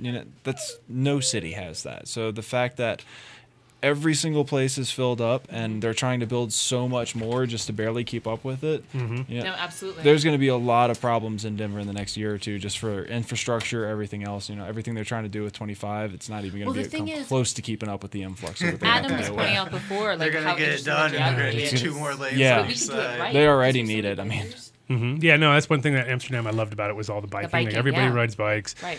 Denver too. I mean, Denver's definitely got a good culture for people who. Fort Collins is a lot of people got DUIs. A lot of DUIs out there. Once right. you get a DUI, that's when you get a bike. That's pretty much how it works. Right? The expansion of the light rail is going to help and stuff like that too. Jason Lee would ride his bike 10 miles to work and 10 miles home. Like, it's hardcore. And then work 7 hours. Yeah. Yeah, no, but that's. I mean, riding a bike is a great way to kind of counterbalance this whole lifestyle that a lot of people have. I mean, here, everybody drives everywhere, It's just but we can maybe change that. I mean, with all this new construction and so many people that want they need to bikers. have once they set up dedicated bike paths everywhere and give people because really a bike will get across town, especially when there's like once it starts to getting clusterfucked here with traffic and stuff, you will realize that a bike is way better. Well, I love how they started labeling the street downtown. Have you noticed that now they got bike lanes? There's bike lanes and there's actual colors to them, so it really stands out from the white. If there's going to be a lot of bikers need to follow the traffic laws. No, absolutely. It's definitely, a major problem. Yes. Oh, that's the one thing I loved in Amsterdam is nobody follows any rules ever. Well, that's the thing that kind of freaks me out about being on the West Coast. Like I went to visit Seattle for the Cup and everything, and we just ran across the street to go to the restaurant, and this dude honked his horn, stopped, parked his car, got out, was yelling at us and everything. I was like, dude, I'm from New Orleans and Denver. You're lucky I'm not stumbling down the middle of the street drunk with a blunt hanging out of my mouth right now. It's like, what are you talking about? I just walked across the street. Yeah. So. No, they've been well trained in California. It's crazy. Like that's like because they know. I mean, you will get a jaywalking fine. You know, Yeah. that's then and that was the difference of the whole like growing up in New York and Cali. I was always like tripped out as a kid. I'd be like, really, like. In New York, yeah, no, I actually almost got one in Cali already, and I was like, "Oh wait, I'm not trying to talk to cops on Hate Street." They're serious there for sure. Definitely on the hate, it's worse. Yeah. So I think we're going to roll winding down the last couple of minutes. So I want to use this time to do some shout outs and let you guys do the same and kind of wrap it up. So tell us. We'll start with Rambler because he may ramble, so we don't want him to ramble too hard. But give us, like, if you got any email addresses, websites, or just places you're going to be. The Facebook, Rambler 42, 42 spelled out, and there's a hyphen in between the. Damn, that's and the complicated. What, is there another Rambler 42 out there? I'm also on Instagram as the Rambler 42, but it's just the number 42. Headed to Rocket Man after this. They're going to pick up some glass. So if you're in Colorado and looking for my glass, they'll have some there. If you're interested in glass, want to know more about it, if you haven't seen Degenerate Art, that's definitely awesome check video. that Yeah. shit out. Like sure. it's got a lot of really good information. Cool. Awesome. Yeah, well, we actually got some good tips from Rambler. I'm sure all the glassblowers are paying attention when they were like, "What? What did he say?" Oh yeah, don't drop it on your. Don't drop a hot marble on your lap. It's a good tip. And Miss Jane West. So this Friday will be our first Classically Cannabis High Note Series event. So I would like to thank my sponsors who came on long before this was a hot ticket in town and just really believed in the concept. Ideal 420 Soils. They make a soil that you just add water for like the everyday grower. They're a great company. Came on as the title right away. Gaia on Colfax. Meg and her team out there, they're great. They came on, wanted to support everything we were doing. The Farm up in Boulder. Jan and Allison, their whole team, they got a shuttle bus coming down for the event. I can't wait to see them. Leafly came on. They definitely wanted to be supportive and do what they could for us. Wellspring on Broadway. We got a great team of people, and what's great is that all of these teams can come together and really do like an employee appreciation and come together for this event. So for sure. It sounds like I know who to talk to when I want to get sponsorship because you do way better, right? Yeah, you do way better than I do getting sponsors. There's a little bit of networking going right there. Oh, wait, and I can't forget Vicente Cedarberg's law offices because Mr. we wouldn't Cedarberg. have gotten this far without them. Awesome, yeah, because like I said, I mean, we're anybody out there that wants to sponsor this show, give us a shout because I will hook you up. And Mr. Bo Johnson. Yeah. Look me up on Facebook. It's BHO Johnson. Instagram's at BHO Johnson, but that's more like food and travel stuff at this point anyway, since I don't have a whole lot of products going. Anybody in California that has CBD products that you want to get to patients, get in contact with me. I have a lot of people that are hitting me up for this stuff, and I just don't have the resources for it yet. Also this fall, there's a documentary coming out from Clark French and his cousin Dale out in England called Grassroots Cannabis Documentary. They came out and interviewed a whole lot of people in California and just touched on a lot of things that they're dealing with over on that side because they don't have any kind of medical or any semblance of legalization. So they came over here and got a really good look at Colorado and California, and I'm really excited to be a part of that. Nice. So that's going to be coming out. That's I think exciting. they said August. Can't wait to see all these documentaries. There's it's going to be a lot of fun. But thank you guys so much for having me, Adam. It's always an honor to be on the show. So. And I just wanted to give a little shout out, obviously, to my beautiful wife, Cece, and little boy, Nick, up there on the hill. Also want to remind everybody that on the 30th, 31st, and 1st of this year, or this month, which is coming up in 10 days, we're going to have the planting of the hemp seeds down in Springfield. Nice. So you can get in touch with us on Facebook at Hood Labsters, and we'll give you an update of where and when to be there. So like I said, 5-hour drive, so get prepared. Hopefully the weather's looking good too. And we're going to be there to work too, so don't think we're coming down there just to roll around and do nothing in the field of dreams, because that's coming up later. We'll do that. We do that, it's a proper work time, but it'll be fun too. So reminder about that. And then obviously Hood Lab, come on down, 3354 Larimer. This Saturday we're having a Burn Voyage party. You can check it out online and see it on our Facebook page. Mitch and us will be back in 2 weeks or so. Big congrats to Mitch. Big, humongous awesome, congrats. Man. This show is your time with your dedicated family, to brother. Mitch. So, What's the daughter's name? Yeah, Find we out want to next know the time. name. Oh yeah, guess the name. Actually, Yeah, let's that's do a good that. idea. Yeah, everybody guess the Yeah. name. Yeah. Let's make up our own. God, this is gonna- Let's make up our own names. Everybody make up the craziest name you can and send it to the AdamDunnShow.com, and we'll see what's. We'll pick a winner. Maybe you'll get to name Mitch's kid. Who knows? Could happen. Stranger things have happened. Thanks to Bike for showing up today. Bike, Holly. Just to keep, as security. We have to have security because it gets crazy around here. Thanks to Rambler for rambling. Thanks to Jane for making it happen Thank around you. here because, like I said, lots of people are excited about this one. And the fact that it's going to be in Red Rocks later in the year on a full moon. On a full moon. It's huge. The Bike Holly moon. It's pretty much. Yeah, we're going to name it after you. Get your own moon, dude. Awesome. Wow. Don't fuck it up. It's my moon. My moon. Noted. So keep your eyes out for all these events, and we'll see you guys next week. Cool. Bye.